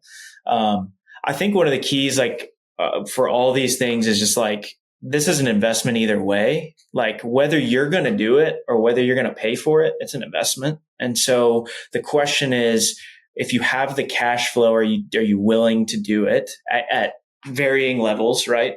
But just to not say, I think it's easy as an owner to go, yeah, I'll just take that on. I mean, I do that constantly where it's just like, well, yeah, I'll just do that. But I'm paying for that in the amount of hours I have to put in. And so just to keep that in mind is regardless of what you do, it's an investment. But it's a well worth it. I do think in the reality, it's a lot easier to let go of a VA than it is to have an employee you have to look at and bring in your office and give us severance and whatever else. And it's like, oh, hey, you're not really working out. All right, cool. I won't invoice you at the end of the month. All right, sweet. And you find somebody else. And then whatever. And I think like the ultimate goal is to have what Brad has. Like we can have 4 VAs and whatever it is, but it would be nice to have, Sarah or Tyler or whatever their name is, the next room over, and we can talk about things right here and now, and we can whatever, and it works, and they're awesome, and everything's cool. It's just, I think that if you want to get your feet wet and start doing it, maybe you find a good VA. And I think that's a complicated conversation in itself, is like, how do you find a VA? Like, I didn't know until I got one, but I kind of fell into mine. I think that if I had to get another one, I wouldn't really know how to do it. And I think there are people like, Bruce or Steven or whatever that use a lot of them in their business that, in our text groups or something, it's like, hey, do you guys have a trusted service to get a VA? And they're like, oh yeah, I have one. But I feel like if you didn't know them or you didn't know that service, like Kevin, do you know, like, what's a good way to get a VA? It's weird. Like if you have no idea what you're doing, like how do you even start to find one? Yeah, I mean, there's a bunch of online resources like onlinejobs.ph in the Philippines. Like you can use just job boards like an Indeed here or there to find virtual assistants. I used a company called Somewhere. So I paid like a recruiting fee to place that person, but they did all the work for me. So for me, speed to getting that person and getting the right person was super critical. I was willing to invest in a recruiter to do that work for me. So they gave me a bunch of resumes with videos of them talking. They set up all the interviews. They organized everything. They helped me with the reference checks. They helped me figure out international payment structures. Mm-hmm. So like, yeah, I think I paid like $4 or $5 grand for the placement, but now I have a $1,500 a month employee that's crushing it. Yeah. So I was willing to invest up front, but you could do a online job posting for $100, $50 and find folks, but you have to do the legwork to interview and select. We don't have to go a ton into the VA thing, but also I have found that people from other countries have different values as well. Of like, most of my friends who have a VA and whatever are like, oh my God, this person rules. Like their work ethic is strong. And they were like, this is my task. I will do this for this many hours and whatever. And like the other truth of it is too, is like our dollar might go a lot further in their country too. And it's like, I might pay them the same as I would pay someone here. And they're like crushing it at home. And it's like they work hard and they get paid pretty well. And I don't know, it kind of works out. It's awesome. Yeah. It's awesome. It's pretty great. Back to the script thing, and Brad chime in on this too, is like, I feel like when we first made our scripts, we tried to add in all this extra information of like, oh, we can do this and we can do this. And you end up with this thing that's like this long paragraph and it's got bullet points and everything else. I don't know about you guys, but like if I get an email from anybody and I see there's dashes and bullet points and like all these, I instantly delete it because I'm like, they didn't email me this. This isn't personal. They fucking copied and pasted it and sent it to me. Like almost all of our outbound emails now are literally like 2 sentences long. Love it. Love it. That's it. It's like, hey, we're blah, blah, blah.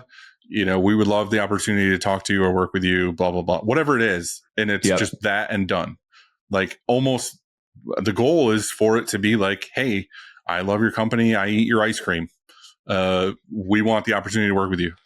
I love that. Yeah, that's awesome.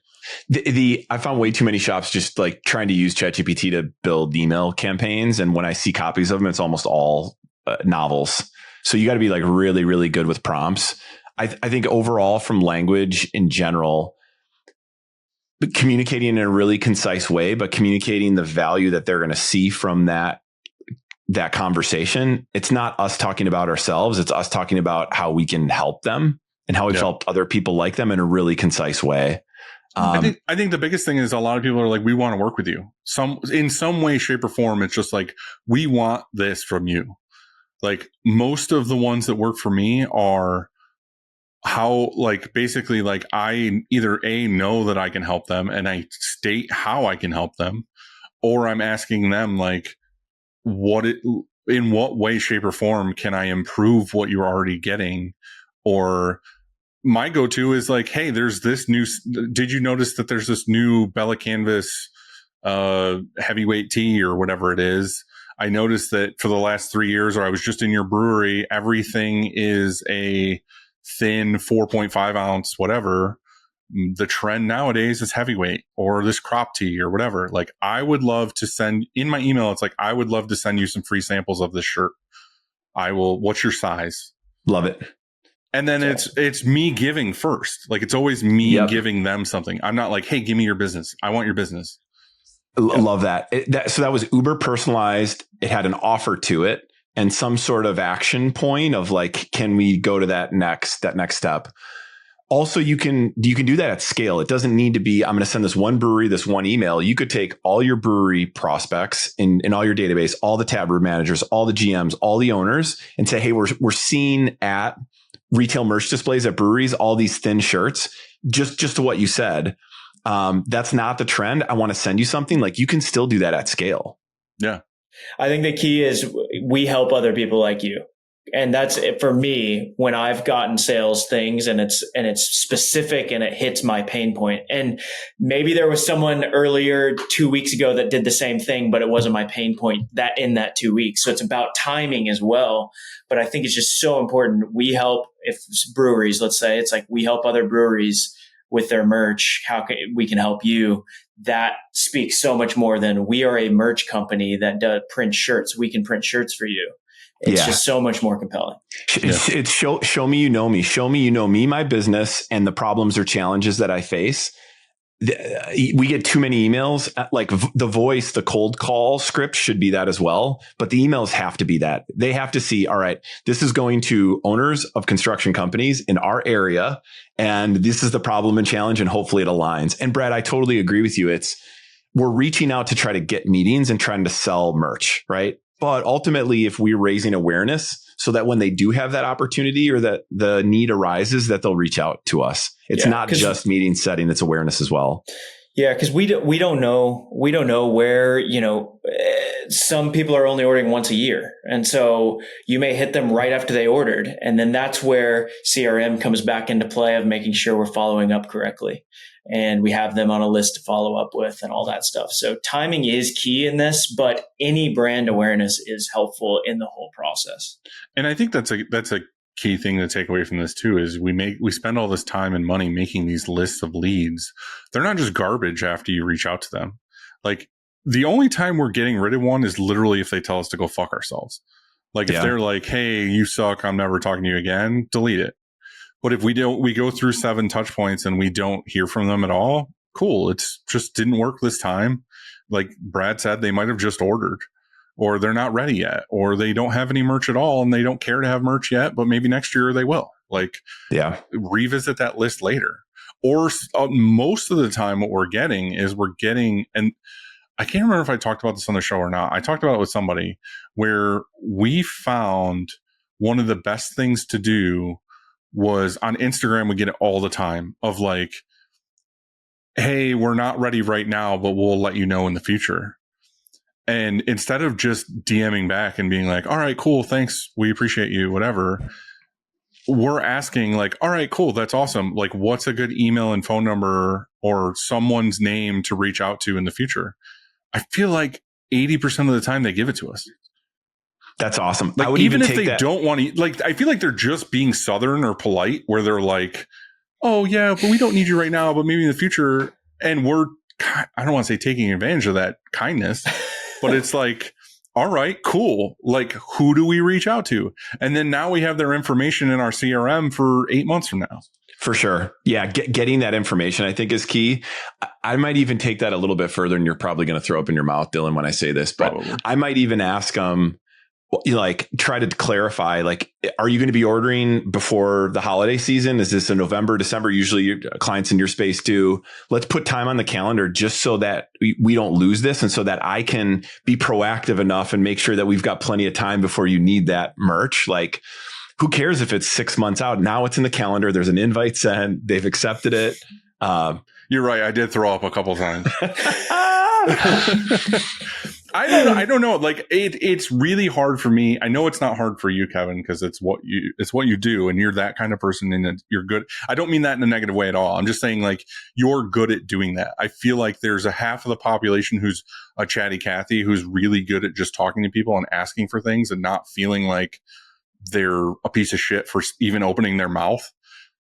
The other 50% of us are scared to do that because we're like, don't hate me. You're not going to like me if I ask you these questions. We got beat as children or something. You know what I mean? Like, it's hard for people to do that. Like, yeah. I'm willing to go the step of like, all right, well, who do I reach out to? It's harder to be like, well, who do I reach out to? What's their blood type? Can we get it on a Zoom call on the calendar?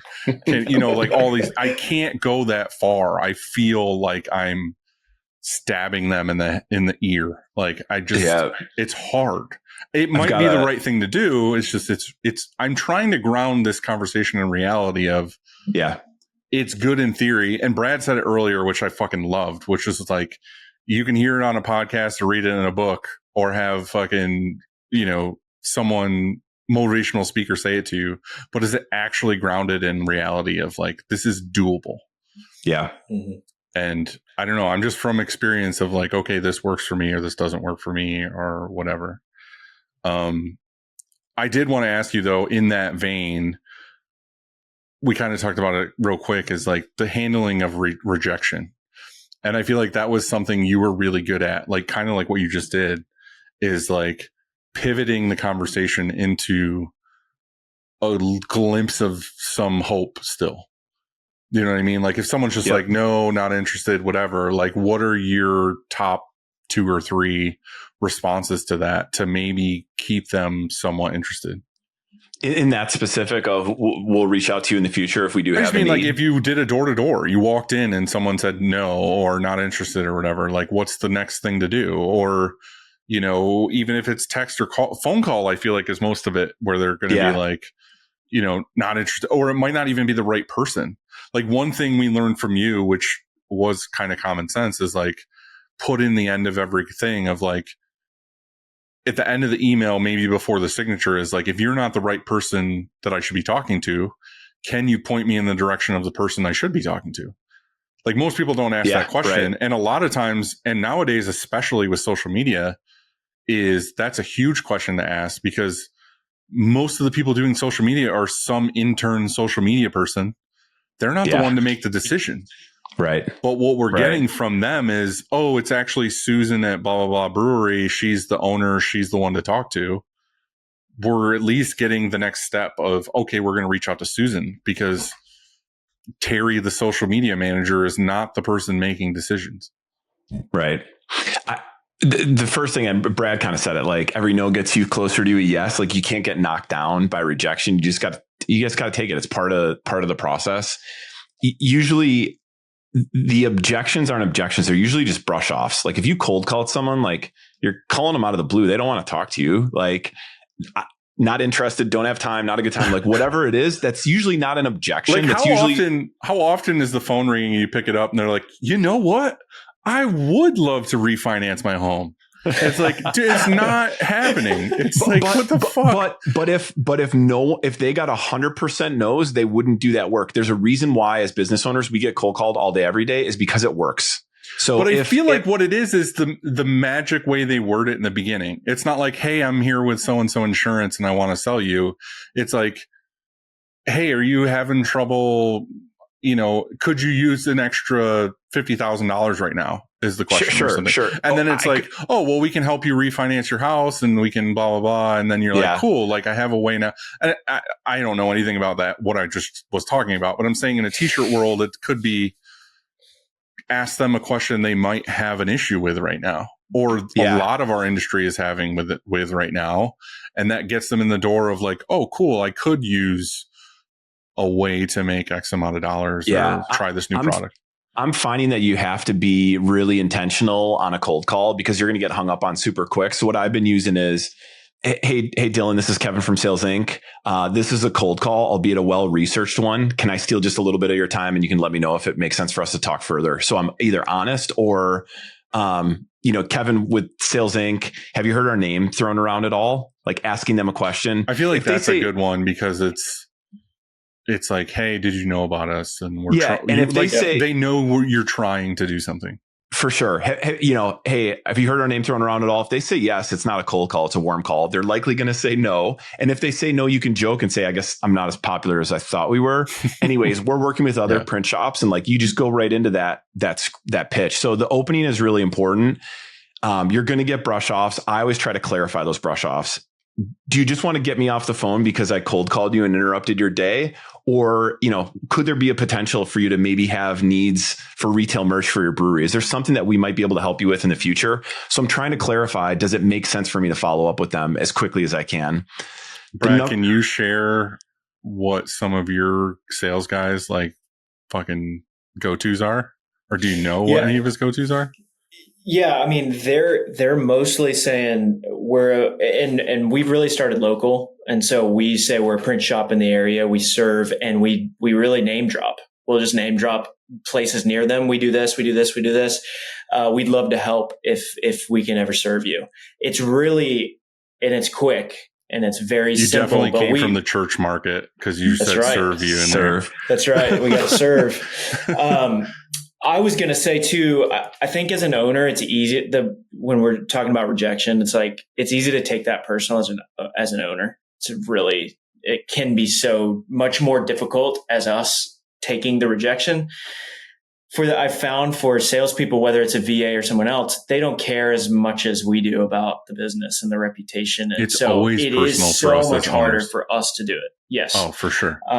And so I think that's one thing is just if you as an owner are doing this, like to try to take yourself out of it and be like, I am an employee of this company and I'm going to do this job rather than this is my identity and it's wrapped up, the shop is wrapped up in my identity. Again, easy to say, hard to do.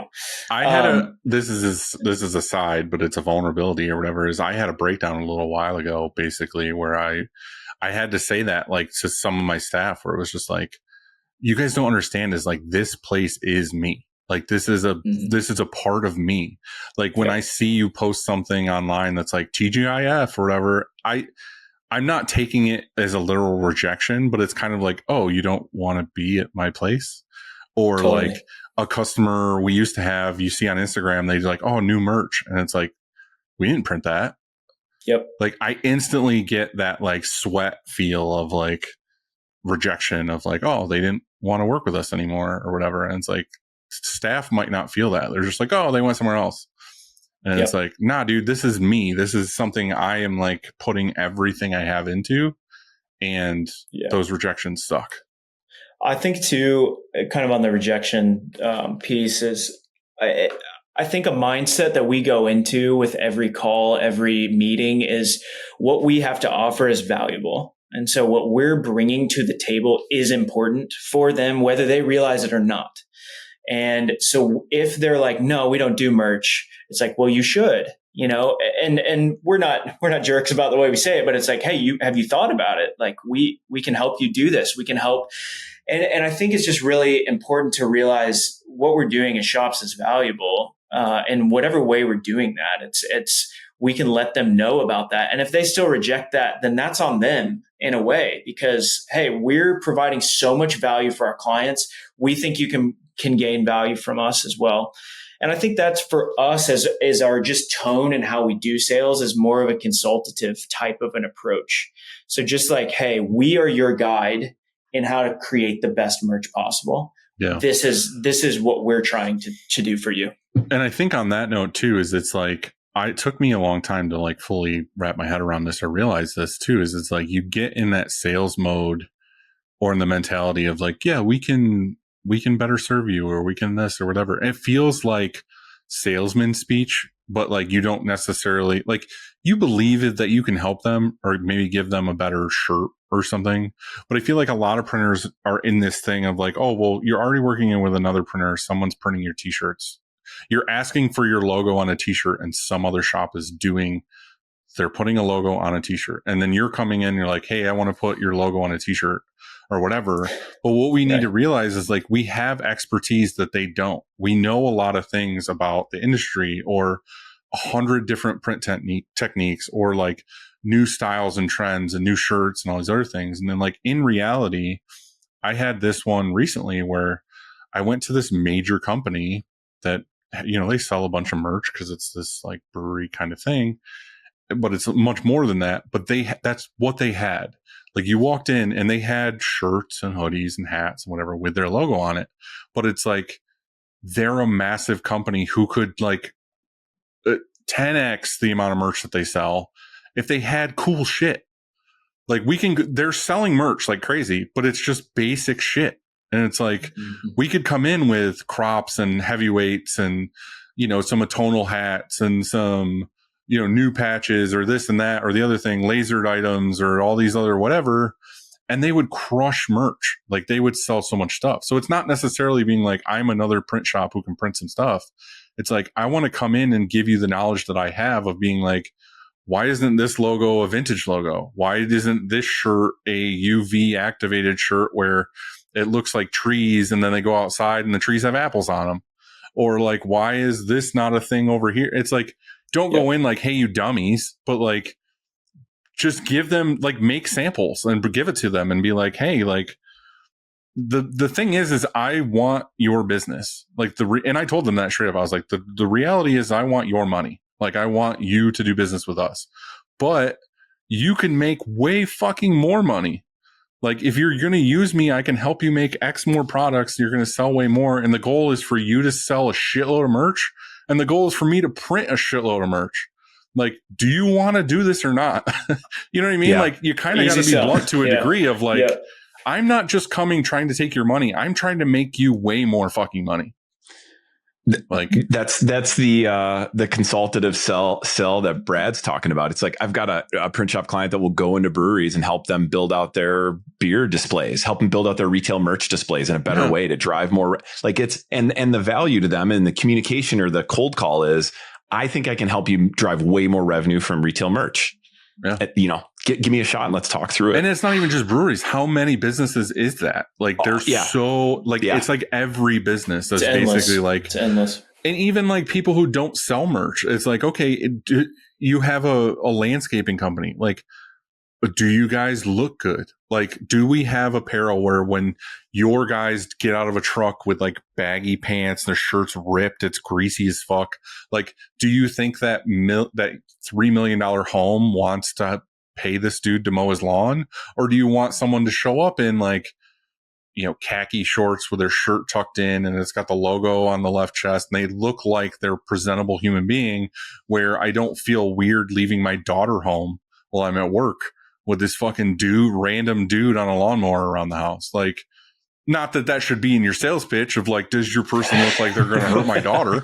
But, you know, like in reality, do you want to look presentable and good and make it to where people feel comfortable giving you more money?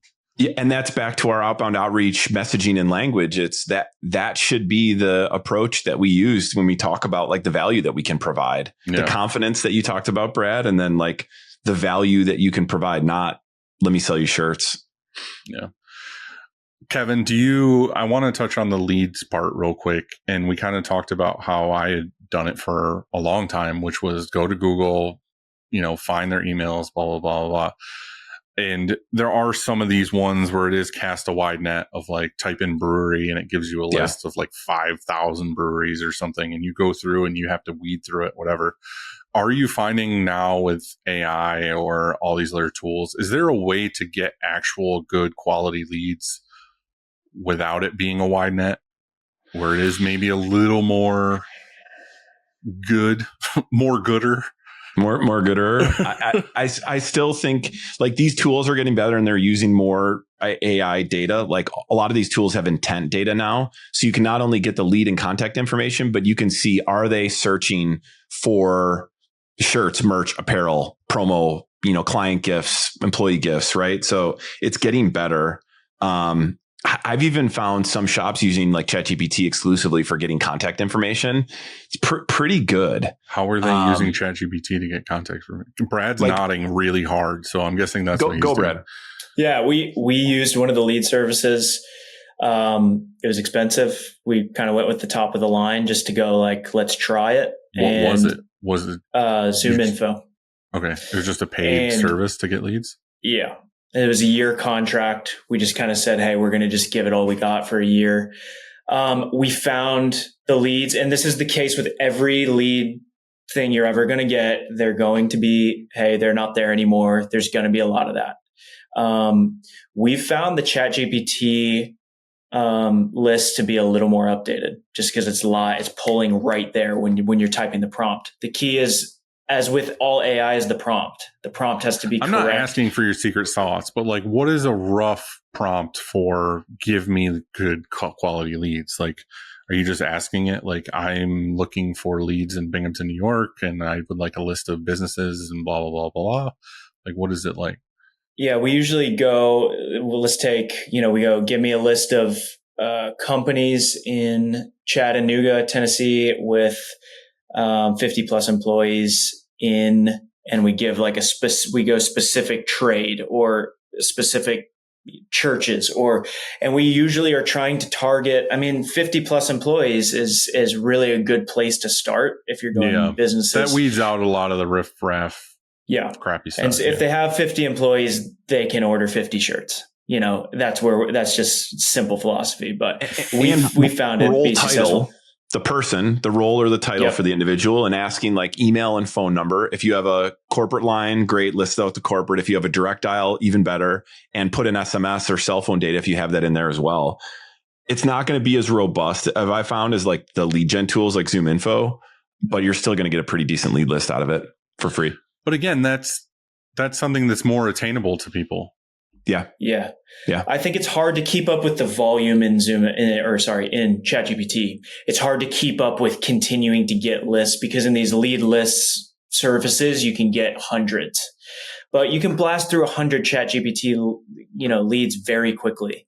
And so you have to go then create the next prompt. And so it just, the leads list is a bit easier at getting more volume through the door. Well, the reason why I'm asking, and that was one of the things that we found, was I was spending a lot of time and money having someone create lead lists that tended to be bloated and unusable and whatever. You know what I mean? We would go to like Uplead and be like, I don't know. We keep saying breweries, so I'm just going to keep going down that road. We would say breweries and we would find it would give us this massive list, but it was missing a lot of them. Like New York opened the gates for breweries, I don't know how many years ago now. And it was like, there's a million of them. And it was like, search results was like 1,300 or something. I'm like, there's way more than this, first of all. And second of all, 120 of these were all just like Genesee Brewery. And it was like every employee that worked there. And it was like, you know what I mean? It was like all these different things, or it was a bunch of places that were closed and it was this and this. And like, again, I might be wrong. This is just the route that we went, is we ended up going more in a direction of, okay, I could spend X amount of dollars having someone go over for 2 weeks and make this really long, like super long lead list of whatever. Or I could spend X amount of dollars and get somebody who just like did the thing of like taking maps and going over whatever, and then getting a dedicated, these are actual businesses in my city. These are the actual contacts for the marketing person or the HR person or whatever. And then we have a list of, okay, this is a very curated list that I know most of these are from people that are the people we want to talk to.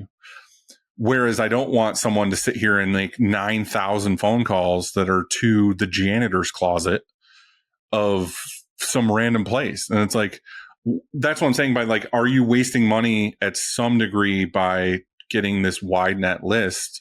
Whereas it might be the harder route, but you're not wasting any time, really. You know what I mean? I don't think so. All the tools are so good now, and they verify too. So you can get verified data, meaning if the person doesn't have an email address valid at that company, it'll bounce back and say undeliverable. And like you pick this list of 50 to download and it only verifies 30 of them, then you only get those 30 leads. Mm-hmm. So the tools and the systems are getting better. And, Brad's using a $6, $7, $8, $9, $10,000 a year investment tool, right? Like ZoomInfo is heavy, maybe even more. You can, Uplead, Seamless, Lead 411. Those are $100 a month, $90 a month. It's all, 50, 60 cents a lead on average. Well, that's why I want to say like our first touch point is Instagram, and it's been working well for us because I feel like if you go on Instagram search and you type in coffee shops or something, like A1, you're going to get a long list of coffee shops on Instagram. But then these are companies who want to market. They want to be social. They want to promote their brand because they have an Instagram. Like how many businesses in my city are just some fucking greasy dude named Paul that doesn't care about marketing, doesn't buy shirts, doesn't whatever. He's not on Instagram. He's not like trying to promote his brand. He's not whatever. These are coffee shops that have good followings, and you can go through each one and see like, 5 followers. I'm not going to bother. That's like Brad's like 50 employee above. This is me being like, they have 9,000 followers. They have people who would support them if they had merch because they have 9,000 people that might be a potential customer for apparel. So like we're just going through right off the bat of like, okay, well, I can get this long list of people who are social, marketing, whatever. And then that's our first touch point is Instagram. And then once that's great. We go from there, it's email that usually is on their fucking Instagram. It's like the contact person from this is on their, link tree or whatever. Mm-hmm. And it's like, okay, from that to maybe I will personally reach out on LinkedIn, or then the next one is a phone call or whatever it is down the line. To me, that was more of a dedicated, these are people who are interested than just casting a wide net. It's a great task for a VA too. Like, hey, find us good contact information and leads for these types of businesses. Like don't have your sales team members doing that work when they could be outreaching and talking to people and communicating. Like have a VA do it. Mm-hmm. Mm-hmm. Yeah. I think too, a side kind of thing is just have your Instagram in a good place before you reach out. Yeah. Don't be have an Instagram that has, 182 followers and you post a t-shirt on the concrete once a month. Another investment, but it's worth it. And that's a free investment. Totally. That's the place people are looking first. I don't have data on this, but I would imagine most of our clients go to Instagram first. Oh, definitely. Instagram or Facebook page. And they're like, are these people legit human beings? Yep. And that's why I said I think Instagram really works well for us is because it's a, since Instagram first came out, long list of, these are cool things and projects we've done and shirts we've printed. And, there's a lot of social us talking about things and things that we know about on there. So again, I feel like it's worth putting the time and effort into some of those social platforms. Agreed. So we've gone through all the how to email, phone call, not be a dick, whatever. And this was the last piece of the puzzle for me, Kevin, was finding the right CRM. And we kind of touched on it in the beginning, but what have you found with the 100 plus whatever shops you've dealt with seems to be maybe the top 3 or 4 CRMs that are working for people? Or you said you made one. I launched one. So I know you're going to push your own shit. So put that at number 4. Give me 3 others, Kevin. Be fucking. Come on. Here's the problem that I found is I've tried Pipedrive, it failed. I tried HubSpot, it failed. And it's back to your point, Dylan, of like, there's way too much functionality in here. No one's going to use any of it. So that's why I invested and took the time and the effort into rolling one out.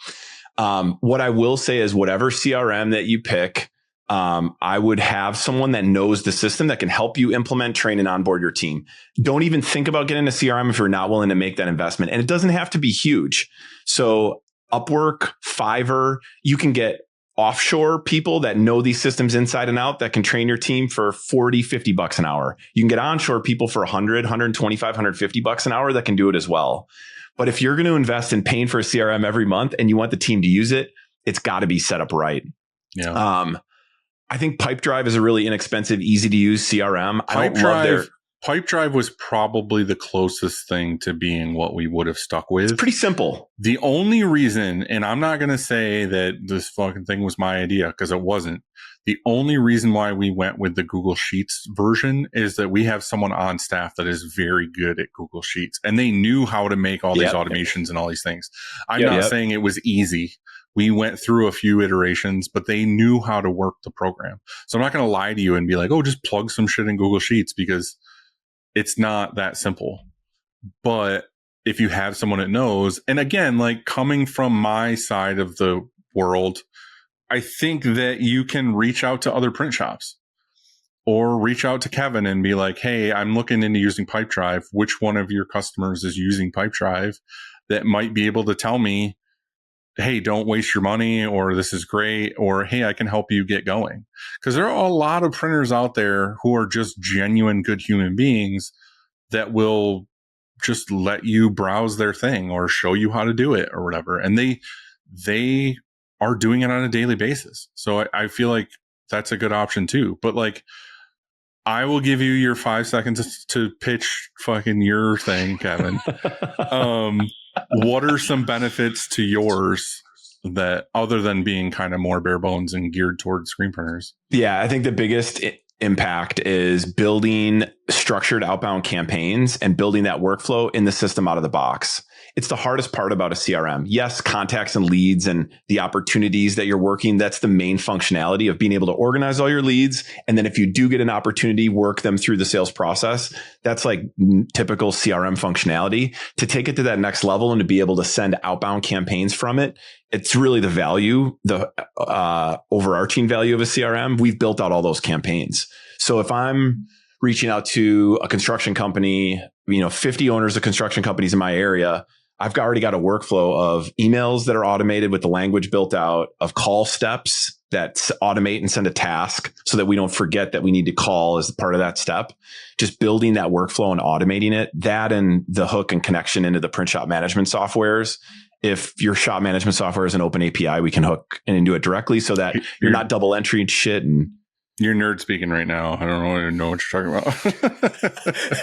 So if I'm adding an order, I don't have to add it in my CRM and then add it in my shop management software. Or if the status changes in the shop management software, the status will automatically change in the CRM. It's like the systems are different. Shop management softwares manage production. CRMs manage from first touch all the way through to then close and getting that deal over the finish line. Well, multiple things. Brad, what would you say? Because we can all chime in on this, but like the goal is to get more shops into doing outbound. They should be doing it. I feel like the takeaway for me over this whole period of time is I should have been doing this a lot sooner. I feel like we were riding this wave, which is an easy wave, hey, we got our feet wet. We got people referring other people, and we can ride this wave of just inbound.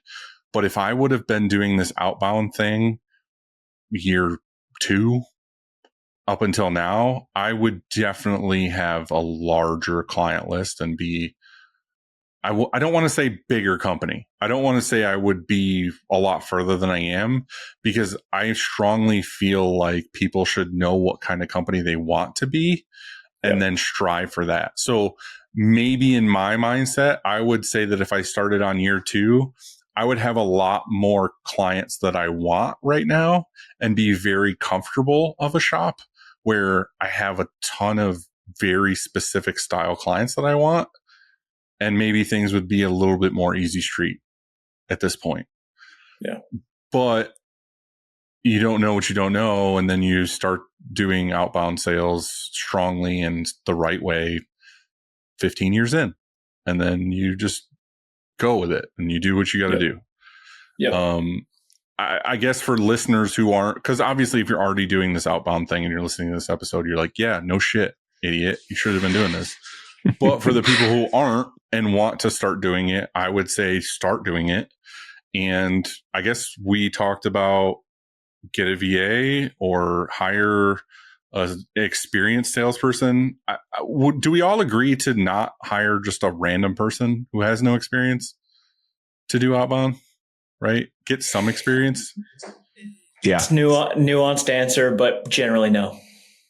Because I feel like you need to at least have the confidence, I guess. Like maybe, I don't know, because you need to have some know-how on how to reach these people and everything. Or you're just going to be that owner who is constantly being like, oh, do this, or you should do that. Then you just should do it yourself. Right.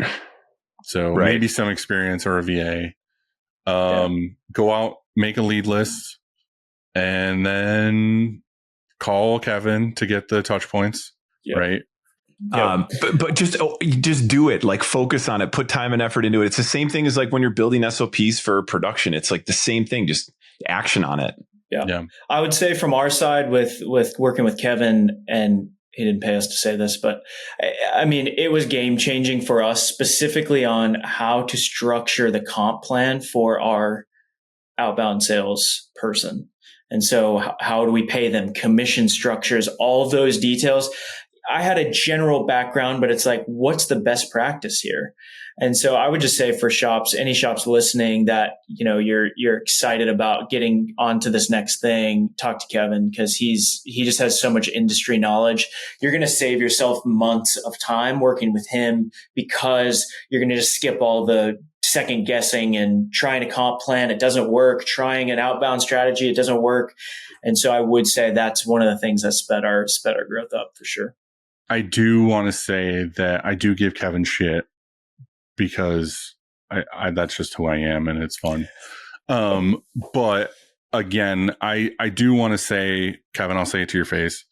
You did change the way that we do things, and it's been a huge help in the shop to get your knowledge from an outside perspective, get the kick in the nuts of this is how we should be doing it, whether you think you know already or you're kind of just giving them the confirmation that they were thinking about things in the right direction. I think a lot of us are like, oh, I could do this, or I know how to do this, or whatever. But like, if you come in, and a lot of shop owners have this, where I might hear a good idea from, say, Brad, and then I go to my staff and I'm like, oh, Brad was telling me this and this and this. They're like, okay, shut up.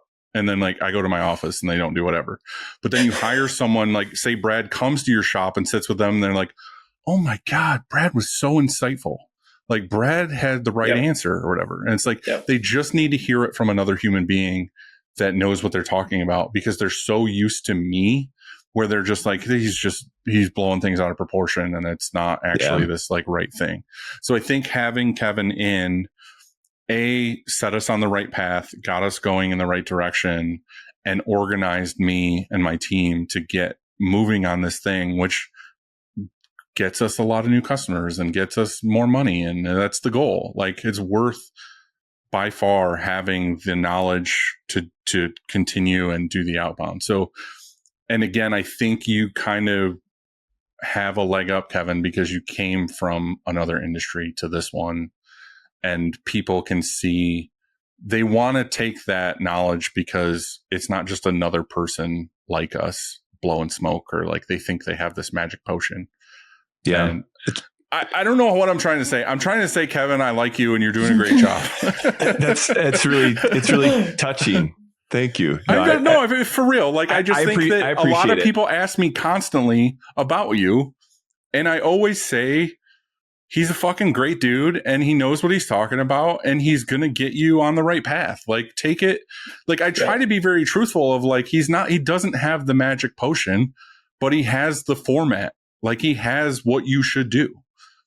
And there is no magic. That's the truth, is there is no magic potion. It's just, it's all the tools to get you in the right direction to figure it out on your own. But it's way easier to find out where you're going with the map than it is to just be randomly pushed into the wilderness. Yep. It's why people hire business coaches and hire consultants, and it's like outside eyes looking into the business to help us grow and get to that next level. It's important. It's why we started Fabric too. It's like, let's get help. Let's get coaches. Let's get support. It's important.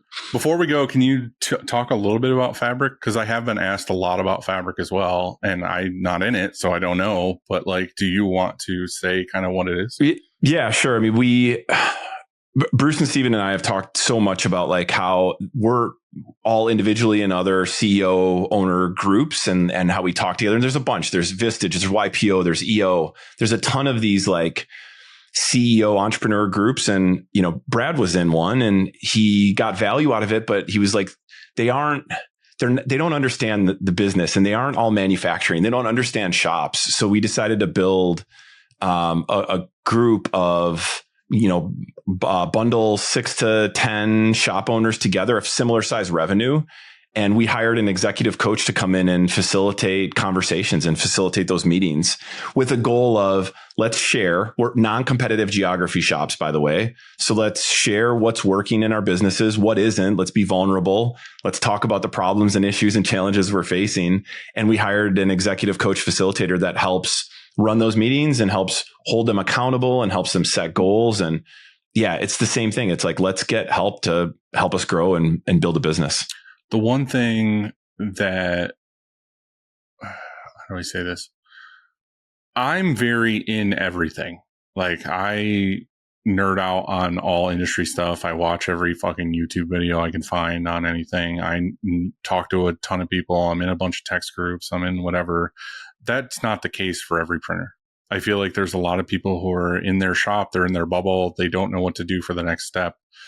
They could use a support group basically of like-minded peers to kind of go through this thing. And again, I'm not in it. I don't know whatever. I'm on the outside looking in. I talk to you about your projects. One of the things I think is kind of cool, which is very, I guess the reason why I like Print Hustlers so much is that a lot of it is outside of our industry. Like it is, you know, the fucking salsa dude. Or, you know, it's like, but the inspirational part of things like that, I feel like I get more and more of my inspiration to be a better business owner or to work on my projects are from other industries where I'm like, it's so refreshing to get insight from something else. Like, I do a fucking screen printing podcast, so I'm sorry for the people listening, but like, it's nice. It's nice to hear from people who aren't in it, who just have another perspective. Yep. Talking about fabric, one of your coaches had nothing to do with this industry. Like he was, what was he doing? Awnings? He ran an awning company, manufactured awnings. Yeah. And I just thought it was so interesting that he just did that business and then got out of it and had insight that can help printers. That's kind of like, it's nice. I guess it's validating to know that these principles work for everybody for the most part of like, oh, this is how we get your business on track. This is how we do this. This is how we do this. So I think that's cool that it's not just like, okay, the leader of this group is some printer that we all know. And it's like, what makes you think that you know more than us? Kind of feel. Not that person isn't deserving of that, but it's kind of also like, it's like when your friend says he's really good at something and you're like, no, you're not, you fucking liar. You know what I mean? It's like, but it's not just that person that can shed light and share some insights outside. It's like any problem and challenge that we're running into as a shop. There's other people that have run into that problem and challenge. So how did you overcome it? What did you do? What did you do that you wish you wouldn't have done? Like, speak from experience and tell me what worked and what didn't. Yeah. Impactful. How do you feel, Brad? I want to wrap this up with you. What do you think about this whole thing? You got thrown into this episode with me and Kevin, so you know. It's awesome. Sorry if I cut you down at all, because that's just you're great. It's awesome. Yeah, I think it's been awesome. I want to touch on just the group that we were just talking about. The biggest growth I ever experienced was being a part of a mastermind. And so if you are a shop owner that's wanting to grow and wanting to grow your business, you have to start with yourself. And this was a group of friends locally, all business owners. Some of them are in real estate. Some of them are in manufacturing. And we got together and just shared problems. And honestly, it's them speaking to the issues I was having and getting me to think bigger about what could we do? Because we get so in the weeds of everything we're doing in the shop and the problems and this print doesn't look right and all these things. And it's like, there is a wide world out there. Yeah. For us to go after. And so I would just encourage any shop owner, like get around some other business owners. That's been key for me. And fabric's a great way to do that. Even other ones locally. I don't want to sound like that motivational speaker or whatever either, but I do very much agree with you that like get involved with other business owners or just get, even if it's not other businesses, like get in some other text groups, get some peers that you can bounce like vulnerable things about, you know what I mean? Like, I get so many DMs and from Instagram about other shop owners' businesses where they feel like they can connect with me in a vulnerable way, which you can, like by far. If you want to talk to me about the lowest lows, highest, whatever you want to do, I'm down. But it sucks to hear when they say, am I crazy? Am I a loser? Am I whatever? And it's like, dude, I'm doing the same shit. Like I'm going through the same problem you're going through right now. Yep. And this person I know did the same thing and this is how they got out of it, whatever. And then they're like, they can breathe and be like, oh, totally. Like I'm not a failure. I'm not a whatever. And it's like, dude, like you're not. There are multi-million-dollar shops that are going through the same shit as you at 600,000 or whatever it is. Like it's just on different scales. And it's nice to get into these small groups and be like, oh, you're a lawyer and you're still like my biggest connection in another industry is the trades, like construction workers or tradesmen or electricians. And they're talking about the way they have to deal with their employees or the way that the customer's being or the job quotes. And it's like, it's the same shit. Yep. It's the exact same shit. It's just different scales. Yep. And it's like, oh, let me get out of my bubble and learn something from them where it's like, oh, this is how they learned how to do this or whatever. And it's like, I feel like that's why our screen printing industry is, people say this all the time. And it's weird to hear of like, oh, we're so behind with like technology and we're so behind with this. And I think it's because all of us stay in our like sealed little bubbles or we don't share knowledge. And that's kind of like what I want to do with this show is like get as much shit out as possible. And that's why I asked Kevin, like, hey, I'm not trying to step on your business, but like, what can we share in this episode for free that like gets you on the right path? If you get motivated enough to do this and you get involved enough to do this, you will reach out to someone like Kevin for help. Like, and that's okay. That's good. But at least we get you motivated to go in that direction in the first place. Whereas I could have just not said anything, not done this podcast with Kevin, and you would have just never done outbound sales. I mean, I'm not saying you wouldn't have, but like, maybe this will inspire you to want to do that. Yeah.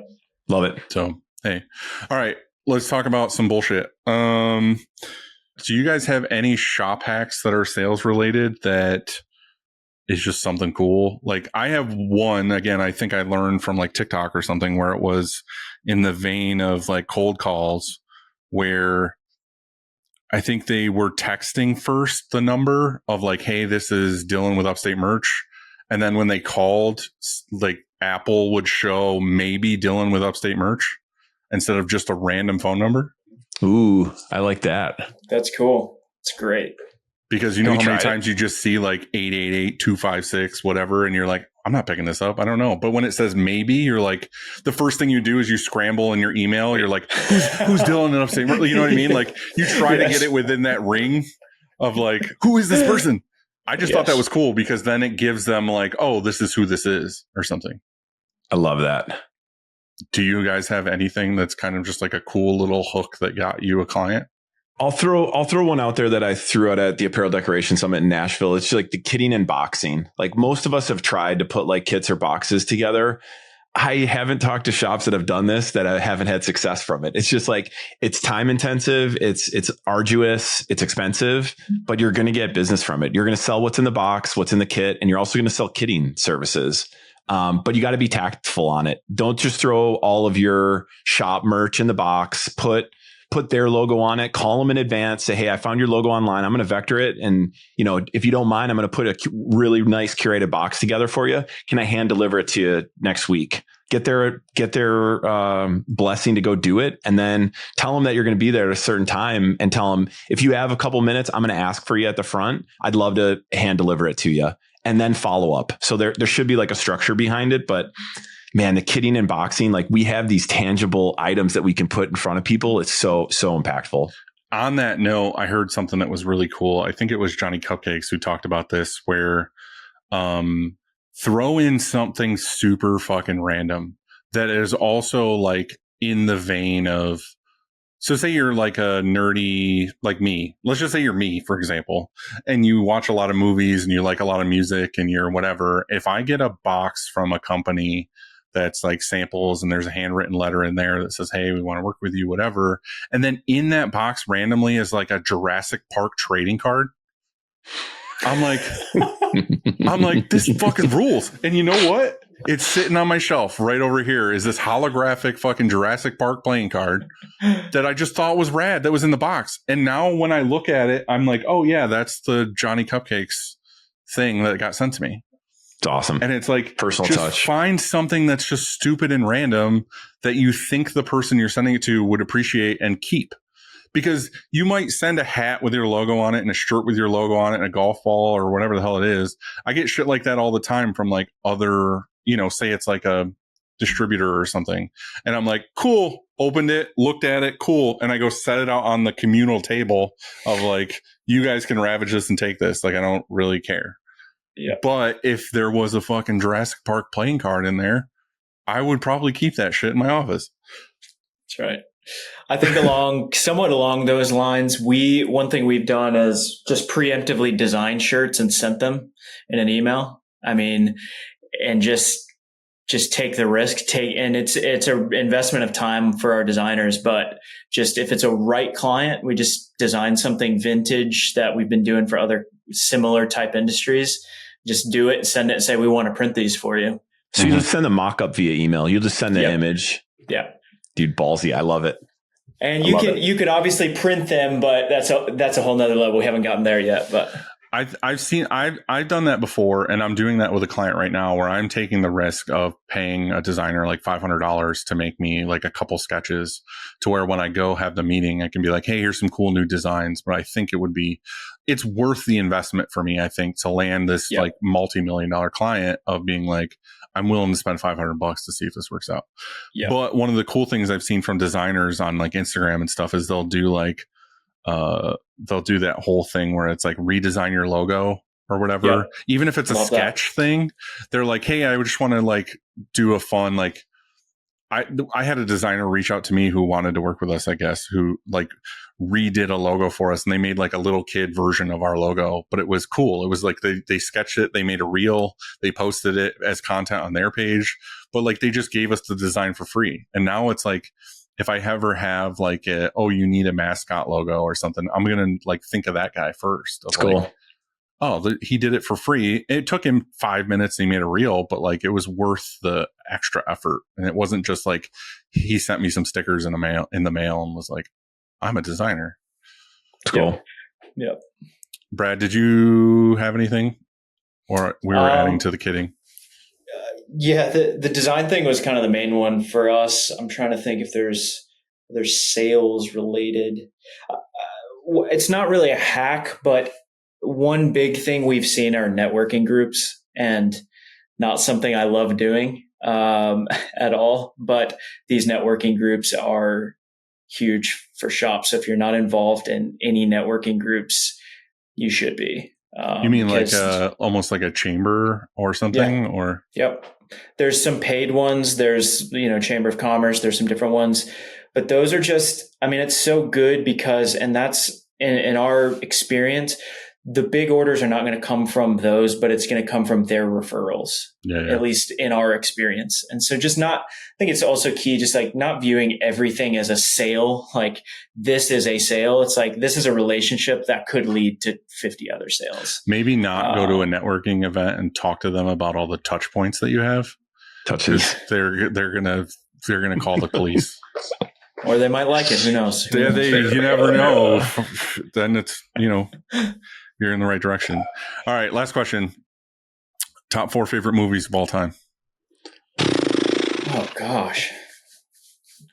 I'm going to go with my likes. So Wild Hogs, number 1. Really? The funny thing was I was going to say Easy Rider and you went for dad version, which is Wild Hogs. Easy Rider 2. Step Into Liquid, a surfing movie. I grew up on that. And then, probably the other guys are Step Brothers to round out the list. Comedy. I'm going to go Gladiator. Did you watch the second one? I have not. I've been printing shirts nonstop. It's all I do at this moment. Always a Happy Gilmore fan. These are in very opposite directions. Happy Gilmore fan. Excited for that. And then that comes out Thursday, I think. Yeah, it's coming out. Oh, nice. The second one. I have 2 kids. All I watch are kids movies. We watched Cinderella last night, so that's all I can think of. I'm asking for your top favorite 4 movies. Is this your subtle way of putting in that your top 3rd movie of all time is Cinderella, and you want to blame your kids? It might be. Okay, just checking. Number 4. Oh, the reason why I asked this question, Hot Rod, underrated one, I think. Hot Rod's fantastic.